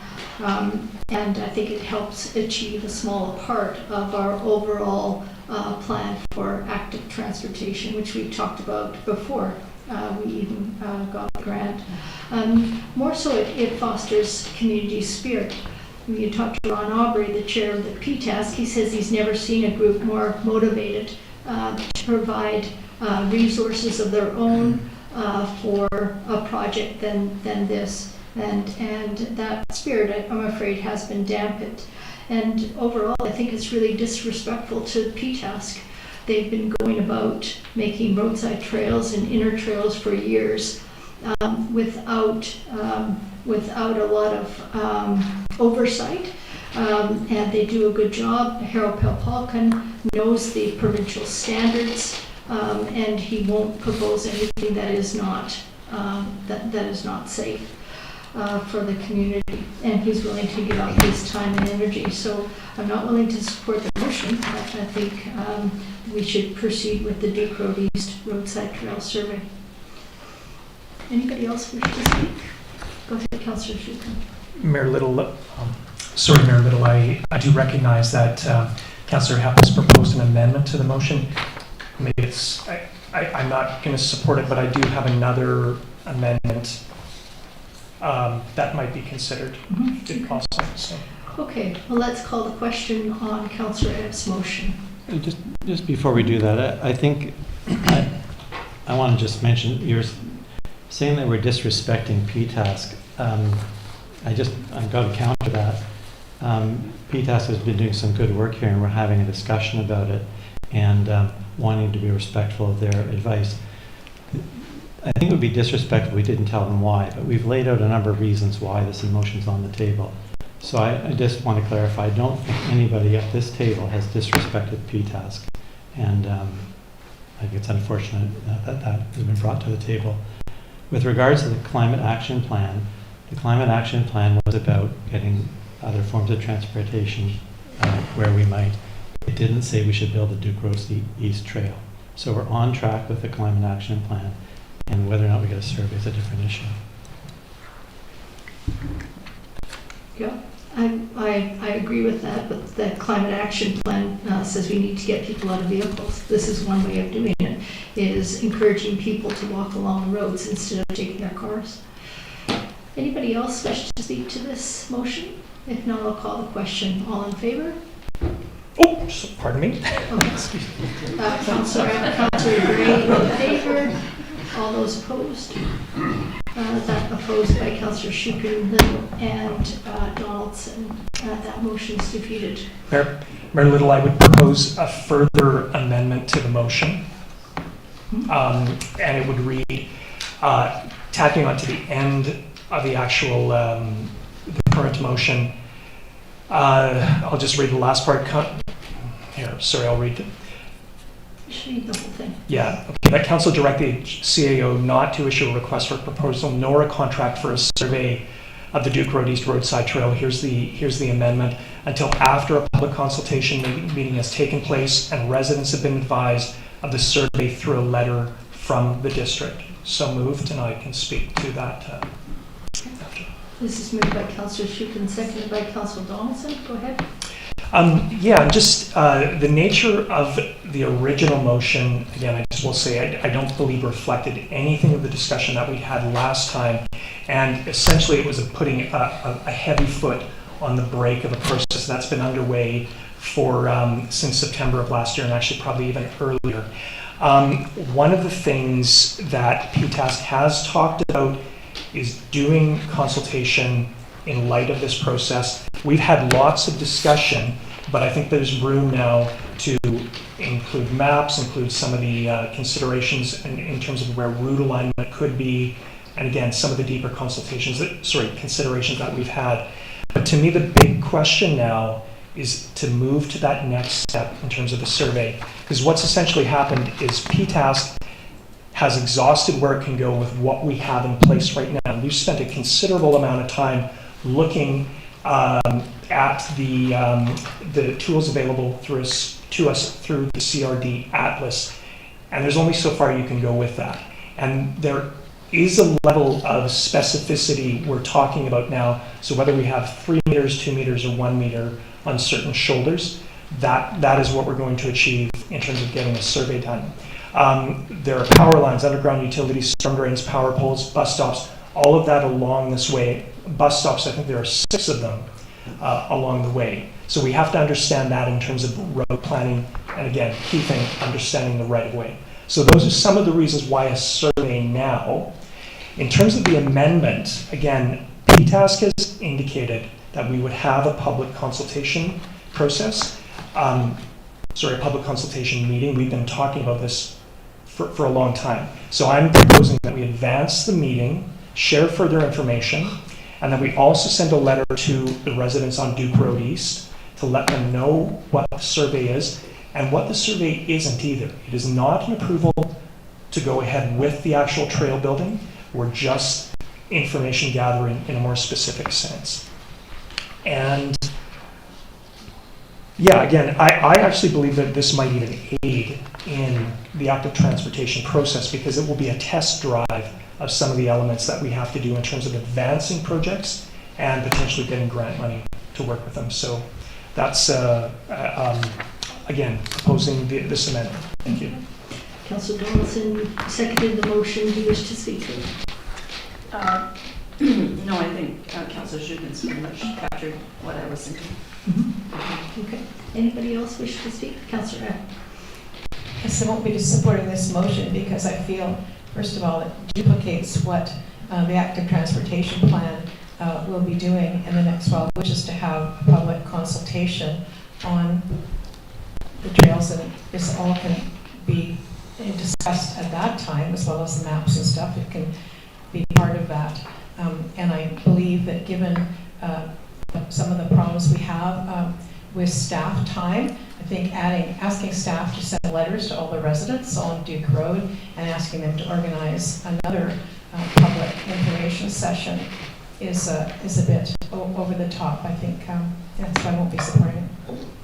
And Councillor Schugan, this would be a public consultation at a PTAS meeting? That's ideally what I would propose, okay. Yeah, Mayor Little. And I do recognize what Councillor Up is saying.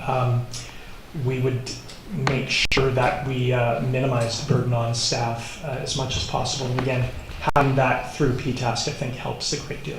Mm-hmm. So having the meeting through PTAS. Okay. So, anybody else wish to speak? Go ahead. I just want to say there are lots of ways we can actually connect with neighbors without involving staff, and how I'm speaking, why I'm saying that is I did the 3 water trials in January, February, March, and this room was full of people just by putting things into the Muse. The marquee is out there to be used. There's all sorts of different ways of doing it. We do not have to burden our staff with more work. I do recognize that they have sufficient stuff to do. And if we can do this at a PTAS meeting here in the chambers, I think that would be ideal too. Anybody else? Go ahead.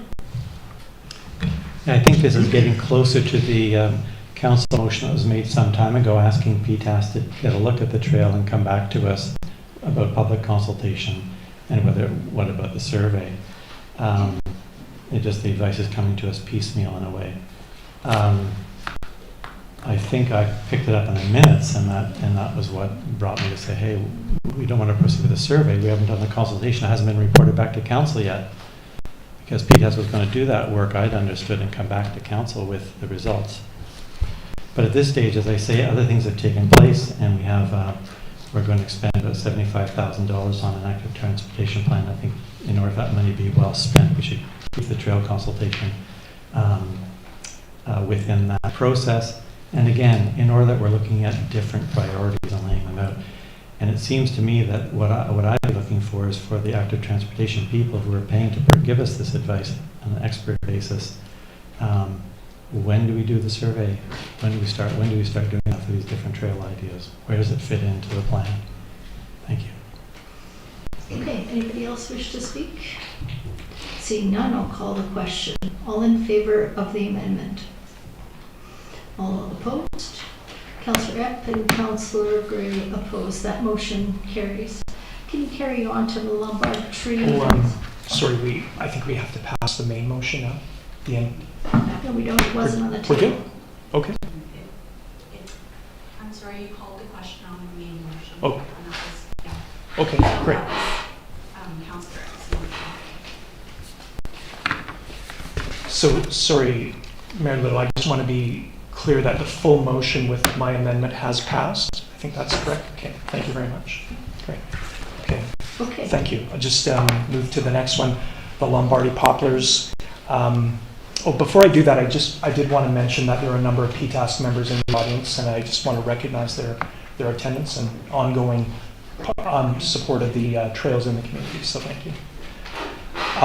Next, the Lombardy poplar trees on Lombard Drive. The motion is that council requests a staff report and further information on next steps in terms of addressing the issues with the Lombardy trees on Lombard Drive, timelines, and any policy, bylaw, and budget implications. So moved. Okay, this is moved by Councillor Shukin, seconded by Councillor Donaldson. Discussion. All in favor? Opposed? Carried. There's another part to this, Mayor Little, and it's that council requests the development of a communication and engagement plan to inform the community of the Lombard tree situation and get their input on the future of this area and the situation. So moved. That's moved by Councillor Shukin, seconded by Councillor Donaldson. All in favor? Opposed? Carried. Okay, thank you. Moving on, page 25, Councillor Gray, we have business arising from the minutes to be considered at this meeting.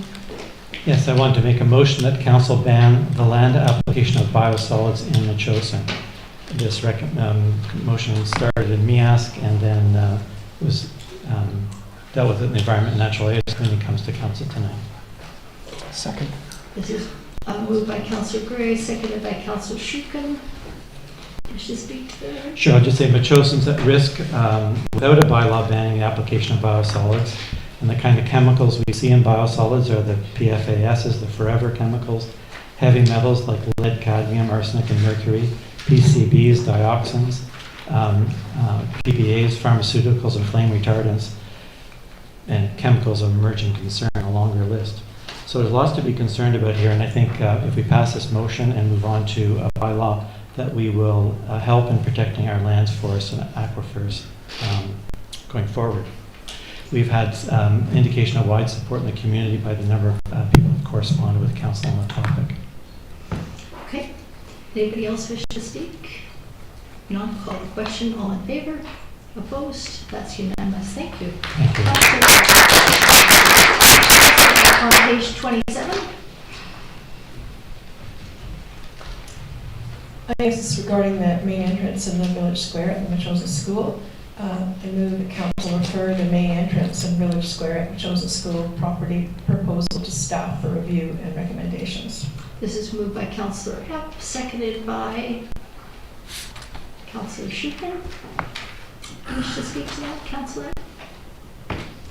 Well, we saw the proposal by the Newly Formed Society about contributing to an entrance at the village square school. So now it would be great if we could move it on to staff to just see how feasible that all is to get done and to look at the kind of costs involved and to come back to council with what they discover. Okay. Anybody else wish to speak? Councillor Gray. I'll speak in favor of the motion. And just to say again,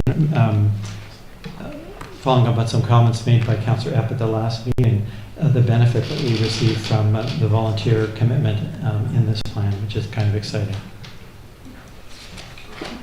Call the question. All in favor? Opposed? No one's opposed. Turning now to page 29, reports for action. This is regarding the District of Metchosin 2023 annual report. And I'm going to ask Ms. Hanson to come to the microphone, please.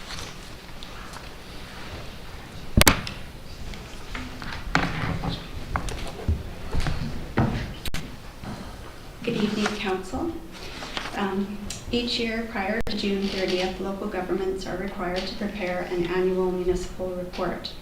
The annual report must include the audited financial statements for the previous year, a list of permissive tax exemptions for the previous year, a report on municipal services and operations, a progress report respecting the previous year's objectives and measures, declarations of disqualification, if any, a statement of municipal objectives and measures used to determine progress respecting the objectives for the current and next year, and any information the council considers advisable. The District of Metchosen's draft 2023 annual report was introduced at the June 3rd council meeting.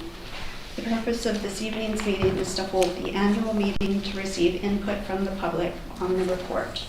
I would like to acknowledge that the annual report is a compilation of write-ups from the various municipal departments, and I would like to thank staff and the fire chief and emergency program volunteers for their submissions.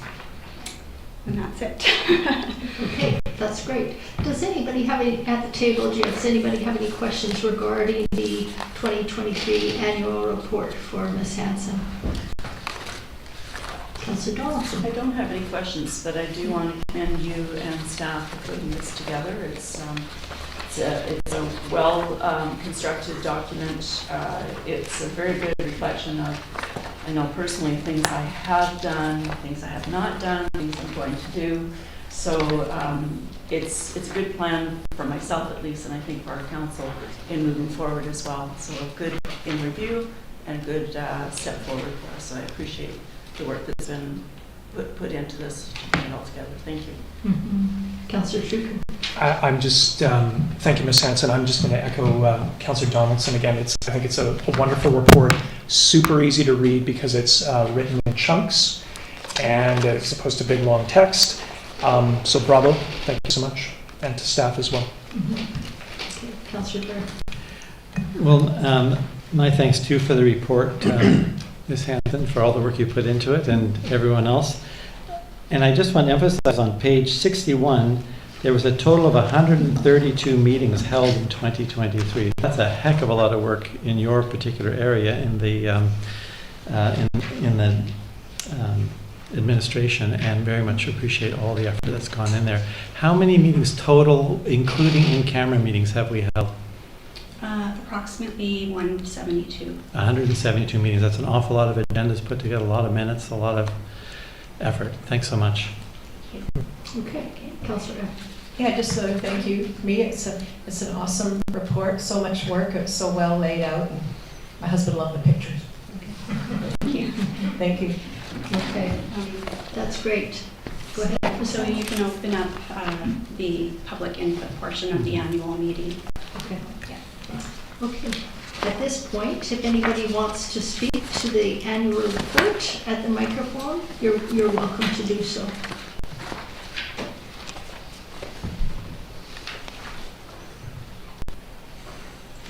Okay. Councillor Gray. So we did hear a comment earlier from Mr. McPherson about accessibility, and that we're required under provincial legislation to deal with accessibility this year, but it's not listed. Is this a time when amendments are made to the annual report for that purpose? We actually have moved on the accessibility plan. According to the regulations from the province, we needed to do at least two things. We needed to have to start the process. Three things actually. We needed to have an accessibility committee. We needed to have start an accessibility plan, and then have a portal for comments into the District of Metchosen on accessibility. The portal is completed. It's available for comments, and an accessibility committee. The West Shore Accessibility Committee has been established, and they're working on a plan.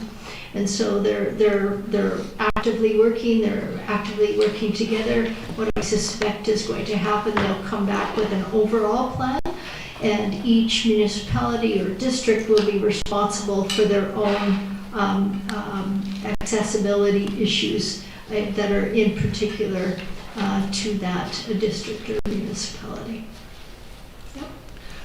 Well, and I see that it's covered actually in terms of our 2023 highlights. And so I suppose without making a revision, we just know that work will be continuing in 2024. It will be. Councillor Donaldson. I was going to say the same. Yeah. Because I've been looking for it. This will be an ongoing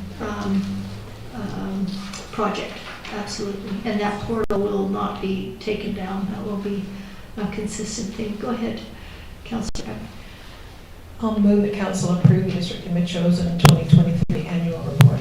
This is moved by Councillor Epp, seconded by Councillor Donaldson. Any other comments? Okay, with thanks, I'll call the question. All in favor? Opposed? Carried. Thank you.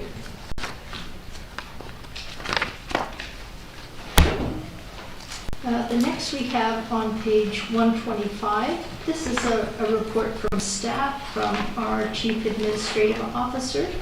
Councillor Epp, could you provide us with the motion? I move we bring forward a recommendation for council consideration to reduce the speed limit on Duke Road from 50 kilometers an hour to 40 kilometers an hour. This is moved by Councillor Epp, seconded by Councillor Donaldson. CAO Payette, did you want to speak to this? Thanks, and through the chair, and thanks for people to wait for me to speak.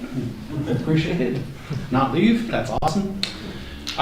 So the Duke Road speed limit is not posted. Everyone probably already knows that. So by default it's 50. I had an opportunity to drive around with the RCMP traffic supervisor, and we had a good look at Duke Road. Clearly this is not the end-all be-all, but it's a great step towards making that road safer, statistically valid that lowering the speed limit does increase safety and reduce incidents. And so our bylaw allows the CAO to draft and sign an order to reduce speed limits in our district, and that's supported by the Transportation Act.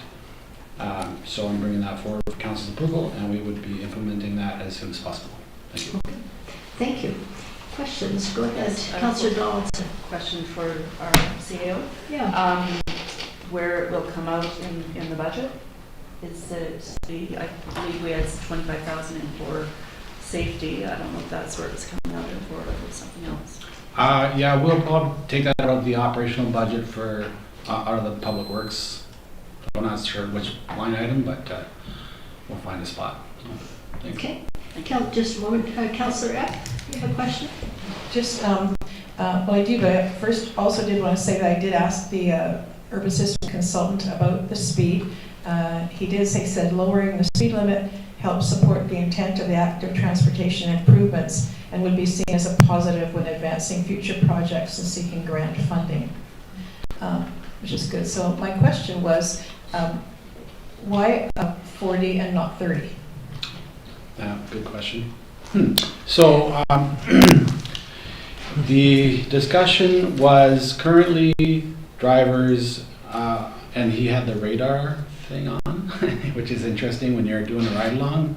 Pretty much beeps every time someone goes by, but people are driving 60, in some cases more on that road because it's not posted, and generally people understand that the police will not enforce unless you're doing like 55, 60 on a 50.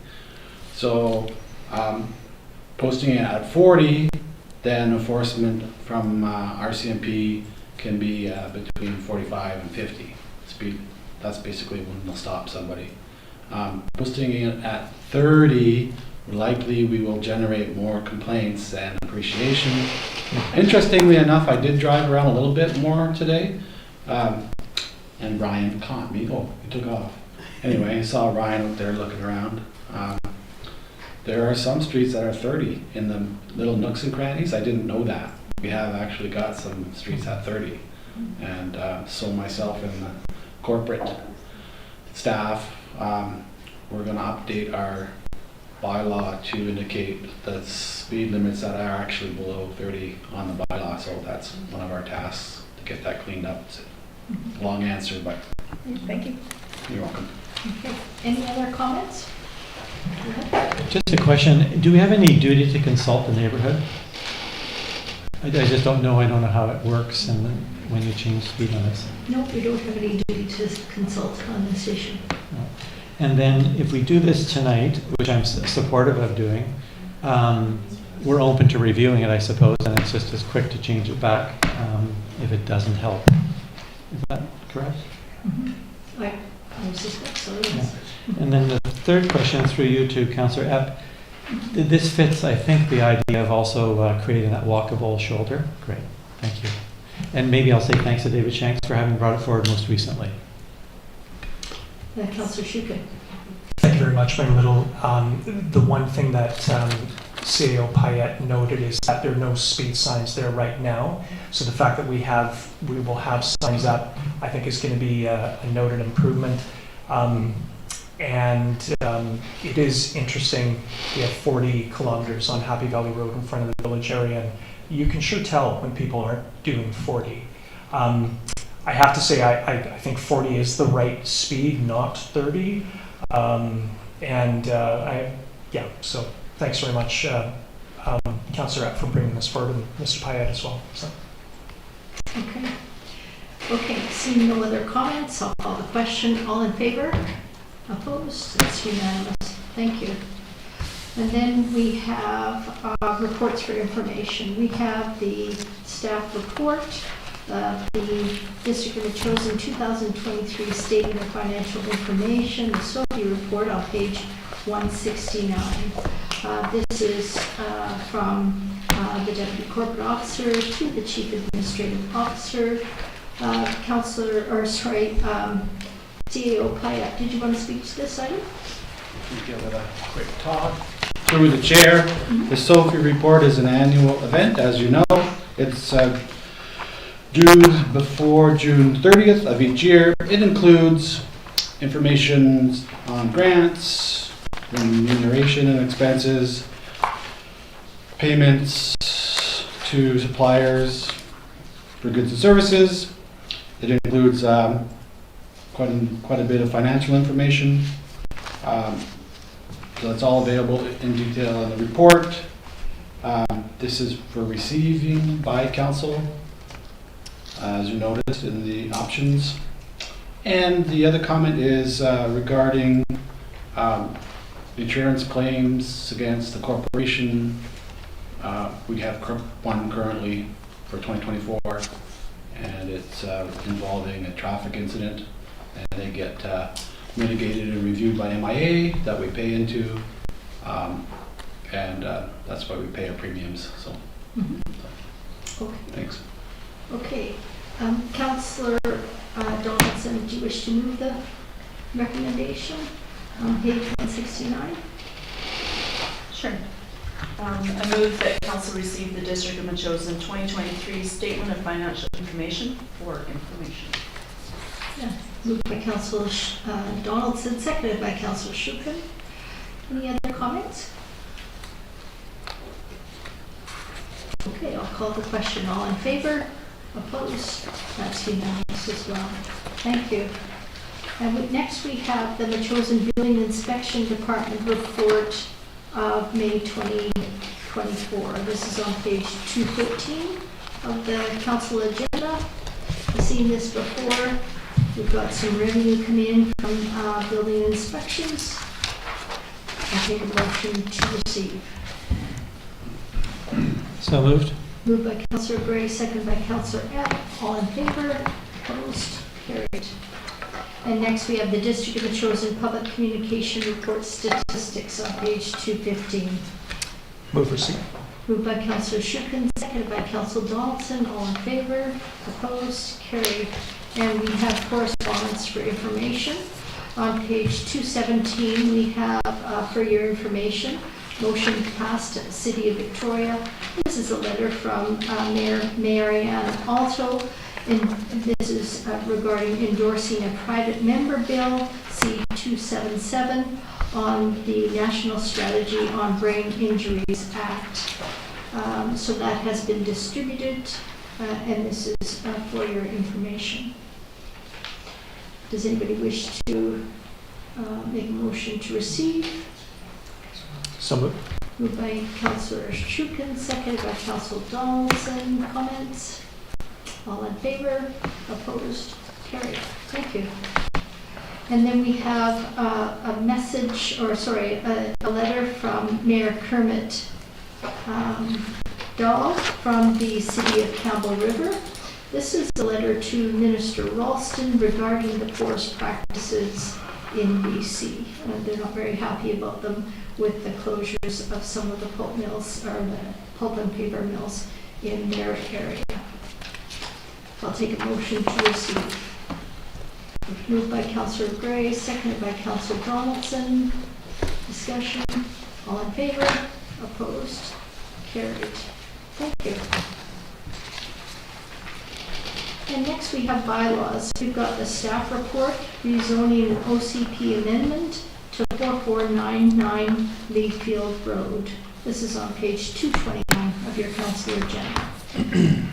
This is from our planner, Catherine, and then also reviewed by our new planner. The date on this is June 11th. This is to introduce or to consider first, second reading of bylaw 698 and bylaw 699, appendix 1, to amend the zoning and the OCP designations for the property at 4499 Leafield Road, which would facilitate the creation of one additional parcel. Councillor Shukin, do you wish to start the discussion on this? Thank you, Mayor. Thank you, Mayor Little. I can start. For me, unfortunately, there is not much of a discussion on this one. When we consider this proposal to amend the OCP and to rezone this property, I stated my misgivings, and I still have them in terms of setting a precedent that I believe this one definitely does. And also the fact that it might be premature because of the fact we will be looking at our housing needs over this year, and we will potentially be making changes in 2025 to the OCP and to the land use bylaw. And until we have that information, I don't believe it's wise to proceed with this one. I say that with a heavy heart. I feel like sometimes the desire to keep Metchosin in terms of low development can be really abstract to those who are viewing it from a distance, where the issues are really deeply material to the applicants. So I feel for the applicants. There may be a different view around the table, but at this point, I'm not able to support this rezoning. Mm-hmm. Thank you. Okay. Does anybody wish to speak to this? Councillor. I do support it. I probably wouldn't normally, but I support it because of the ambiguity of it being split zoned in our land use bylaw, while it is upland in the OCP. So I think that it's really unfortunate for the landowners. We did have a site visit there. It's the second property would have minimal impact. They've got a great site for the house. The driveway is mostly an old logging road, but it is because of the two zonings in the land use bylaw that I do support it this time, and I don't think it sets a precedent. We've looked at they have mentioned other properties in the past that are very unique, and it doesn't have to mean that everyone that comes along is passed. It's just that each of them is looked at individually. Okay, thank you, Councillor. Councillor Gray. Yeah, I'm not going to support the rezoning request based on the planner's report, and that it doesn't comply with the official community plan. I agree with Councillor Shukin that if we want to change the rules, then we should consider changing the rules overall, but not break the rules for one application. Okay. Anybody else wish to speak? Councillor Donaldson. Thank you. Yes, this has been a really difficult one. The property on Kangaroo Road, I recall that, and I did have a good look at that and wondered how did that happen actually. It was only in like 2006 or 7, so not really that long ago. And there was only one small difference, and that is it's just a little bit bigger of a property, but it had an upland zone to it. It had a split zone on it, and the council of the day sought to go against what the OCP says, and they changed it. So again, as Councillor Ott says, it is a case by case. I have walked it as well. It's not as, I don't even know why there's uplands on it other than the small rocky outcropping compared to the other site visits we've done on, well, top of Neil Road as one a good example. So I understand what my colleagues are saying about the how the OCP is read. On the points that Councillor Epp has suggested, I would support this. Okay. You know, it is a hard question, and sometimes we're asked to make decisions we really don't want to make. I've gone back and forth on this one, you would think there was a precedent setting because many of their neighbors along that road have exactly what these proponents have. I don't think we're going to get a rush of applications if we approve this. Times are changing, and I think we're going to have to change with it. We've got pressures from the province regarding housing. This could be us doing something small towards housing. So with that, I've read the planner's report a number of times. I do note that there's many reasons, but I'm prepared to vote in favor of the motion. Councillor Gray. I'll just say that I think this is probably one of the most important decisions we've faced as a council so far. A number of us made commitments in the election that we would uphold the OCP, and I don't think this is a time for equivocation on that. It's a sort of thing that a number of us were elected to deal with. It's difficult because of the desires of the applicants, and I feel for them. But I think that it's a real mistake. The notion that there was that rezoning on Kangaroo, and we've been told by the planner, apples and oranges, don't compare the two. So I don't take that as any kind of precedent. But I do see here how the applicants have said, see, there's precedents. We want to do it based on a precedent, and that's exactly what Councillor Schuch and I are being cautious about, is saying this will set a precedent. This is like the Langfordization of Metchosin in the sense, or we're going to do the Colwood routine. How do we want to do it? Just allowing people to rezone. They just put an application and rezone with the argument that they would like another dwelling. Fair enough. An attractive request on that personal front, but I think on the community front, this is a disaster. Okay, thank you. CAO Payette, did you want to speak to this? Yeah, I just wanted to make a point of clarity, is that this is for first and second reading, not for approval. Thank you. Okay. And the advice from staff is not to do this, I take it. I think 8 times I read, don't do this in the document. Okay. Mayor Little, thank you. I just want to clarify what I mean about precedent. It's a word I don't like to throw out loosely. The one consideration I have when I say it, though, is we're at a very different time than we were back in the 80s when this area was created. There's so much more interest in housing and land. So that within that context, that's what I'm concerned about. So. Okay. So. Can I just make another point, which is that I'm just interested in the argument that you're making, Mayor Little, that because the province wants more housing, I think I heard, we should get with the times. The province actually told us not to put more housing in Metchosin. Specifically, we're going to turn a page in a minute and look at what they've asked us to do, which is look at secondary suites. So, as Councillor Shuken said, again, there's the planning process is we're meant to do a housing needs survey, and then we'll come back according to the plan exactly as laid out by the province. Then we'll make changes to our OCP, and then maybe something happens then. But I'm just finding it remarkable that you use the argument that there's a need for housing to do this. It seems very different than what my understanding was of a perspective people around the table held around the official community plan. So to start changing it, even though we've not been asked to change it by anyone. Okay. Councillor Donaldson? Thank you.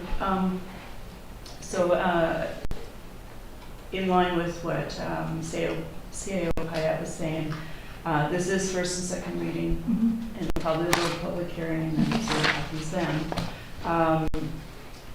The other thing I wanted to bring forward too here, just on the tails of what Councillor Gray is saying, in the last 2 years, we have approved secondary detached dwellings, a number of them.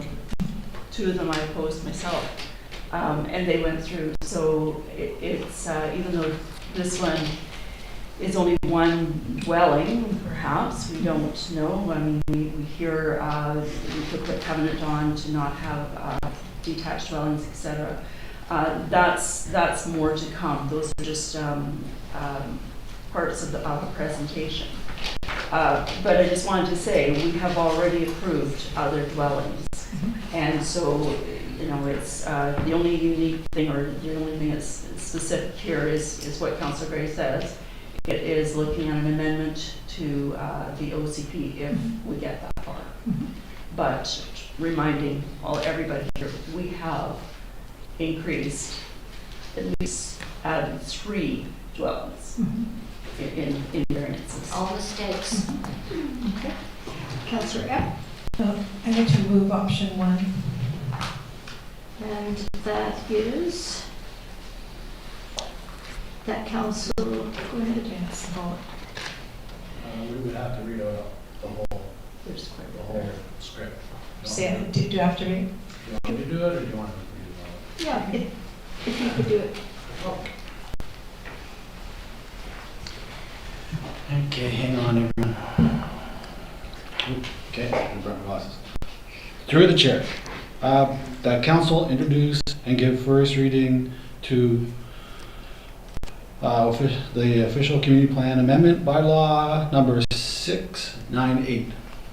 That council has considered the official community plan amendment bylaw number 698 in conjunction with the district's current financial plan and the CRD solid waste management plan.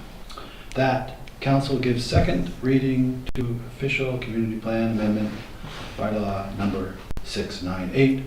That council introduce and give first and second reading to zoning amendment bylaw number 699 to rezone 4499 Leafield Road from upland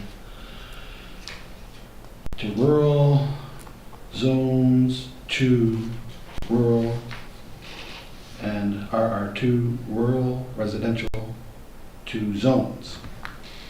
That council affirm that consultation carried out in relation to the official community plan amendment bylaw number 698 satisfies the requirement of section 475-2 of the Local Government Act, and further that a public hearing be scheduled for official community plan amendment bylaw number 698 and zoning amendment bylaw number 699, and in accordance with section 466 of the Local Government Act.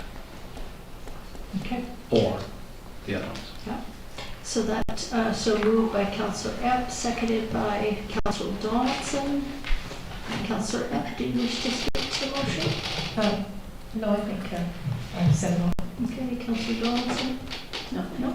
Councillor Gray? I just want to clarify, Councillor Donaldson, a moment ago, you were talking about the variances that have been approved by this council, increasing housing. Those variances are within the official community plan. Those variances are compatible with the bylaws. No bylaws were changed, no official community plan were changed. We were following the OCP. And within Metchosin, we're able to develop considerably more housing following our OCP. So this is, again, comparing apples and oranges to say, well, we approved a variance and now we'll approve as rezoning. They're just completely different questions. Didn't want to leave that alone without making that clarification. We've had we've had neighbor support obviously, but we've heard from quite a number of community voices warning us to be careful for the impact on the entire community. And others I'm sure have heard me talk about the camel's nose. Well, this is the camel's nose. And I'm afraid that we're heading down a very unfortunate path. Okay, anybody else wish to speak, please? If not, I'll call a motion on that. I'll call the question. All in favor? Opposed? Councillor Schuppen and Gray opposed. That carries. Thank you. And then we've got the staff report, the land use bylaw amendment to implement provincial small-scale multi-unit housing, Bill 44 on page 279. There's some recommendations here, 4 of them. Does anybody wish to speak to this? CAO Payette, did you want to introduce it? Okay, thank you through the chair. So here we have a small segment of what we're being told to do by the province. So this is a fairly straightforward amendment, but the overall housing, bills, the 3 bills, and all the work that has to be done in the regulations is a big elephant. So this is just one small bite. It's very straightforward, and it's been written by our planner and reviewed by our new planner. And I won't read the whole thing, but it addresses Bill 44, and it's amendment to our small-scale multi-unit housing, so our SHU. I just highlighted a couple of little points here to sort of introduce it. So the province has advised that creating a favorable regulatory environment for SMU to help overcome barriers will require an openness to new building forms in areas traditionally reserved for detached single-family and duplex homes. We do not have water and sewer, a lot of it, especially sewer. We have some water lines, but so some of the legislation doesn't pertain to us, as one of the councillors alluded to earlier. And the SMU policy is fairly comprehensive. It's all online. All the bills are online. It's anybody can go and read the details.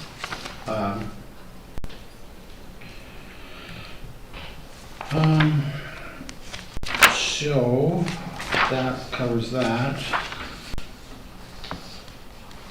Our planner is recommending the following amendments, or not recommending amendments. So the building height, we're recommending no changes. We already are at 8 meters height, so 2 stories. Parcel line setbacks, as one of the residents I believe annotated earlier, which was great. About the setbacks, so we're recommending that we move a little bit, but not the entire amount. So we're making some movement, but not giving away the farm, so to speak. So they're there. The maximum lot coverage, we're recommending no change at 20%. This is our current And off-street parking, the province is recommending 1 lot, and I completely agree with comments about parking enforcement, but our staff do diligently try and enforce the parking issues in the summertime, and we'll keep working on it as much as we can all year round. And I think that's the highlights of the amendments recommended. Great, thank you very much for your report. Councillor Shukin, do you have a question? I do. Okay. So first of all, thank you to Mr. Payette for keeping us on track to meet our deadline of June 30th. And now, what I understand, we're exempt from the SMU regulations, and I think we have an obligation to write to the minister to let him know that. What I understand, though, with the other policy guidelines is all we have to do is merely give them consideration. We're not on the hook to adopting them. And I guess I'm just going to ask Mr. Payette if that's true. That is what I see in it's section 4813 subsection 7. Yeah. So I can read out the direction if you want. Sure. It's kind of Yeah. like, kind of look at Well, it. I need my glasses. I mean, I've got it. I've got the section from the Local Government Act here. Yeah. And it says, in developing or adopting a zoning bylaw to permit the use and density required in this section to be permitted, and I believe that's related to, alternative dwelling units. A local government must consider applicable guidelines, if any, under section, and it's referencing the policy guidelines section. So what I understand is we don't have to change. What we do have to do is consider. And I believe staff have actually brought that for us for our consideration right now. And I'm gonna speak against actually changing the lot lines in terms of the front, like in terms of any of them. And again, sorry, Mr. Payette, thank you. Yeah. I'm gonna speak against the proposals in terms of changes to the setbacks. Going again from front yard is currently 15 meters. It would be proposed and reduced to 7.5 meters. The current setback side lot is 15 meters, and that would move to 3 meters. The same with the rear lot. Again, I believe at this time, until we get our housing needs assessment done and we understand what the need is ahead, and we have a bit of a way forward, I'm not in support of changing the setbacks at all. Again, not at this time. And again, I believe that we're under following the legislation by having this report brought to us by staff, but I don't think we're compelled to make these. I don't disagree that these are, sorry, wait a minute, I do disagree. A 3 meter setback from the side and rear seems to me to be, like that's a city setback, as opposed to what we consider rural. And the one thing that's interesting is if you have a variance that comes to you where you're trying to reduce the side or rear front setback, you get a chance to hear from neighbors about the potential impacts. And with this, if we move to change, that becomes the requirement. And if people go to put an alternative dwelling unit, detached secondary suite that is, and they're within that 3 meters, there's no variance needed. So, Okay. yeah. I was under the impression that the planner was recommending that we do more than consideration, that we do adopt these recommendations. Perhaps we can get clarification from the CAO Payette regarding whether we need to consider them or we need to actually make some action here. Okay, thanks for the chair. Clarification on this will be interesting because it's not overly clear, but I do want to read out what the regulatory comments are so that it's on the record, and it's up to council ultimately because they are recommendations, but I will read out the script and council can debate. So this is in writing. Sorry, I have to read this. It's not in the report. Given the depth of the housing crisis and the provincial-wide goal of creating more homes faster, local governments are required to put in place zoning bylaws that enable SHMU and do not impede the creation of SHMU, which is what we secondary suites. SHMU something else. Are SSMUH. Yeah, that's multi-unit housing. Okay. Yeah.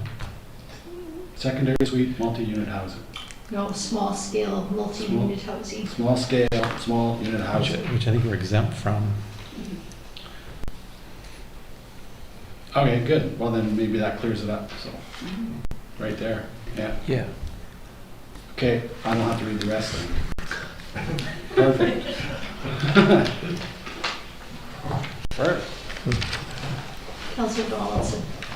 I think Councillor Shukin has it figured out. I think we are exempt, and like Councillor Shukin, I would not support the setbacks either. This is definitely urban lots. I'm reminded of neighbors, actually in the Albert Head area, a number of years ago, of a neighbor who had a person put in a heat pump next to a garage. Of course, the principal dwellings on the other side of the garage, people couldn't hear it, but the neighbor could. It got so bad and came to council so many times, the person actually moved to my neighborhood, not my particular street, but where it was much quieter because the setbacks were abided by. 10 feet away from a property line is not very much. I can understand that for, in Colwood or Langford, but not in a community that has rural acreages. The same thing with the parking. I just actually was reviewing and wrote an article in the Muse twice now to do with roadside stands, but to have parking off of the street, off of the boulevards, and if you have a suite, you must provide parking for it. There should be sufficient parking for your roadside stand, your suite. We have suites in our neighborhood. We have one house actually that has renters upstairs and downstairs, and 5 vehicles on our street because they will not park in their driveway, and it's become quite littered because they are construction workers and they dump all their stuff and stuff. So it does create a problem, as was cited earlier, the area across from Westmont too. So we have acreages, we have space. If we're going to create housing on our acreages, we need to provide the space, and I think that we do have that on most of our properties here. So this doesn't really apply to us, so it may be a consideration, but we are exempt. Councillor Eck. Yeah, just reading over this. Like what it says here is that we're exempt from the 3 or 4 dwellings on a piece of property, but it does say in bold under discussion, as it says, the minimum residential density is already enabled in the Metchosin land use bylaw because we do allow suites. But it does also say there are amendments in the provincial policy manual and site standards for the SSMUH that must be considered in relation to suites. So I think that covers the setbacks and stuff. So I think we can't just ignore this. I don't think. Through the chair, maybe Mr. Pike could read the entire piece that you have there. All right. It's on page 280. We'll be in there, everyone. Okay. Through the chair. Given the depth of the housing crisis and the provincial-wide goal of creating more homes faster, local governments are required to put in place zoning bylaws that enable SSMUH and do not impede the creation of SSMUH. Local governments must not use other authorities in parts 14 and 15 of the Local Government Act 9 to unreasonably restrict or prohibit SSMUH projects. This part of the manual identifies factors local governments must consider when updating their zoning bylaws to be compliant with the requirements and sets provincial expectations for compliance. It identifies recommended approaches based on best practices and the experiences of jurisdictions that have already implemented similar policy frameworks. It also identifies common zoning bylaw provisions that are not aligned with SSMUH objectives and alternative approaches that can be used.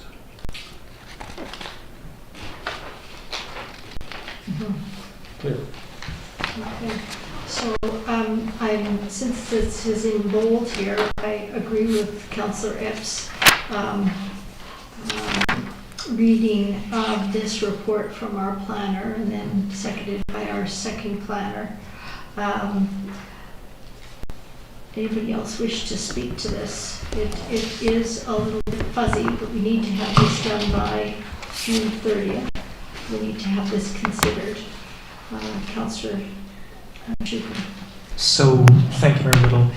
The one analogy or analog that I can remember in terms of consider is the requirement to have a code of conduct. So this came to us last year, and I think by a certain date we had to have considered a code of conduct, and the word consider was there.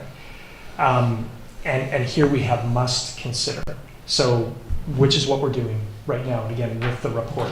So I'm of the mind that we're not compelled to make a change right now, but again, I think we have to keep this in mind as we advance. The one thing I would suggest we do is that we inform government that we're continuing to look at this, that we have had a secondary suite policy in place for a long time, that we've granted variances when those were merited, and we are continuing to assess our housing needs throughout the year. So I think there's a danger that we don't meet the deadline, but I'm again, the legislation itself, the wording from section 4813 subsection 7, again, says consider the applicable guidelines. It doesn't say adopt the applicable guidelines. So again, my suggestion would be send a letter to the minister, reference the secondary suite policy and the fact, of course, that we're exempt from the SMUs.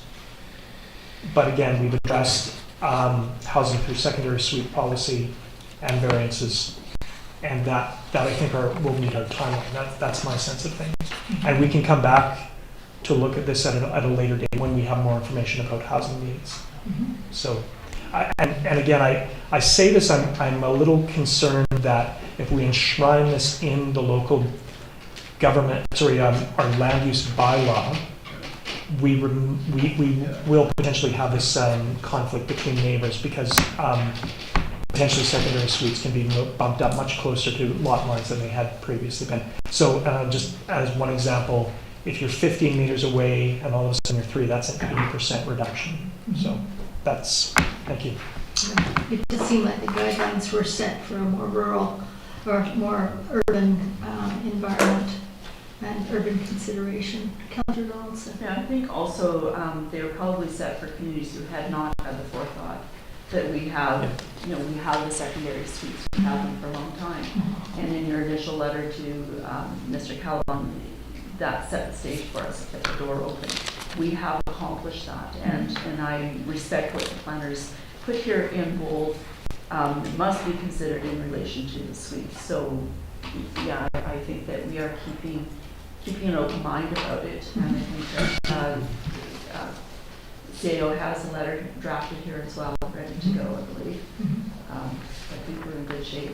Okay, Councillor Schuppen, the housing needs assessment, that's to happen, remind us of the date when we're going to be considering that. Well, I recall that it has to be done by the end of this year, based on information that we're going to get from the province. I've seen little glimpses at what they ask you for, and it's pretty rigorous and in depth. Like, there's not a lot of room to maneuver, as I understand it. So we'll get that by the end of the year. Our planner has actually been booked for 2 days a week, I think, through 2024, and then we have to act on it by the end of 2025 in terms of both OCP amendments and land use bylaw. Mhm. So what you're recommending is that council recommend number 1, number 2, and number 4? Sorry, on what page? Sorry, page 279. So that's to receive the report on the land use amendments to implement the provincial small-scale unit housing bill 44. Confirm that the policy manual and the site standards for small-scale housing has been considered as outlined in the report, and direct staff to provide written notice to the Minister of Housing of the SSMUH exemptions applicable to the District of Metchosin by June 30th. That's exactly what I'm proposing. So, Okay. yeah. Okay. Okay, so would you like to Yeah. move that? 1, 2, and 4? Yeah, I would, so moved. Okay. Moved by Councillor Shukin, seconded by Councillor Donaldson. Discussion? Councillor Gray. I'm in accord with the motion and will vote in favor. I just thought in terms of consideration, I might offer my reasoning, which I think others have already mentioned, but one is that we're in a rural area and these measures seem unnecessary in terms of promoting people building secondary suites. We have a pretty good regime in place at the moment, and if people run up against a problem, they can come to us and seek a variance under our bylaw, and that's not been, I don't think, a particularly onerous situation. And I think that the question of neighbor issues is important, again, different in the city, or different in a rural area as compared to the city. So those would be the reasons why I would suggest we stick with where we are today. Mm-hmm. Okay, sounds like we're all talking about the same thing then. Okay, I'll call the question. All in favor? Opposed? That's unanimous. Thank you. Other business? We don't have time for question period, so I'll take a motion to adjourn. Oh, sorry, and to receive the information that we received in for item number 10C, I think it was, the correspondence from Bev Bacon and Kathleen McPherson. Okay, motion to adjourn, moved by Councillor Donaldson, seconded by Councillor Gray. All in favor? Opposed? Carried. That's unanimous. Thank you, everybody. Have a good evening.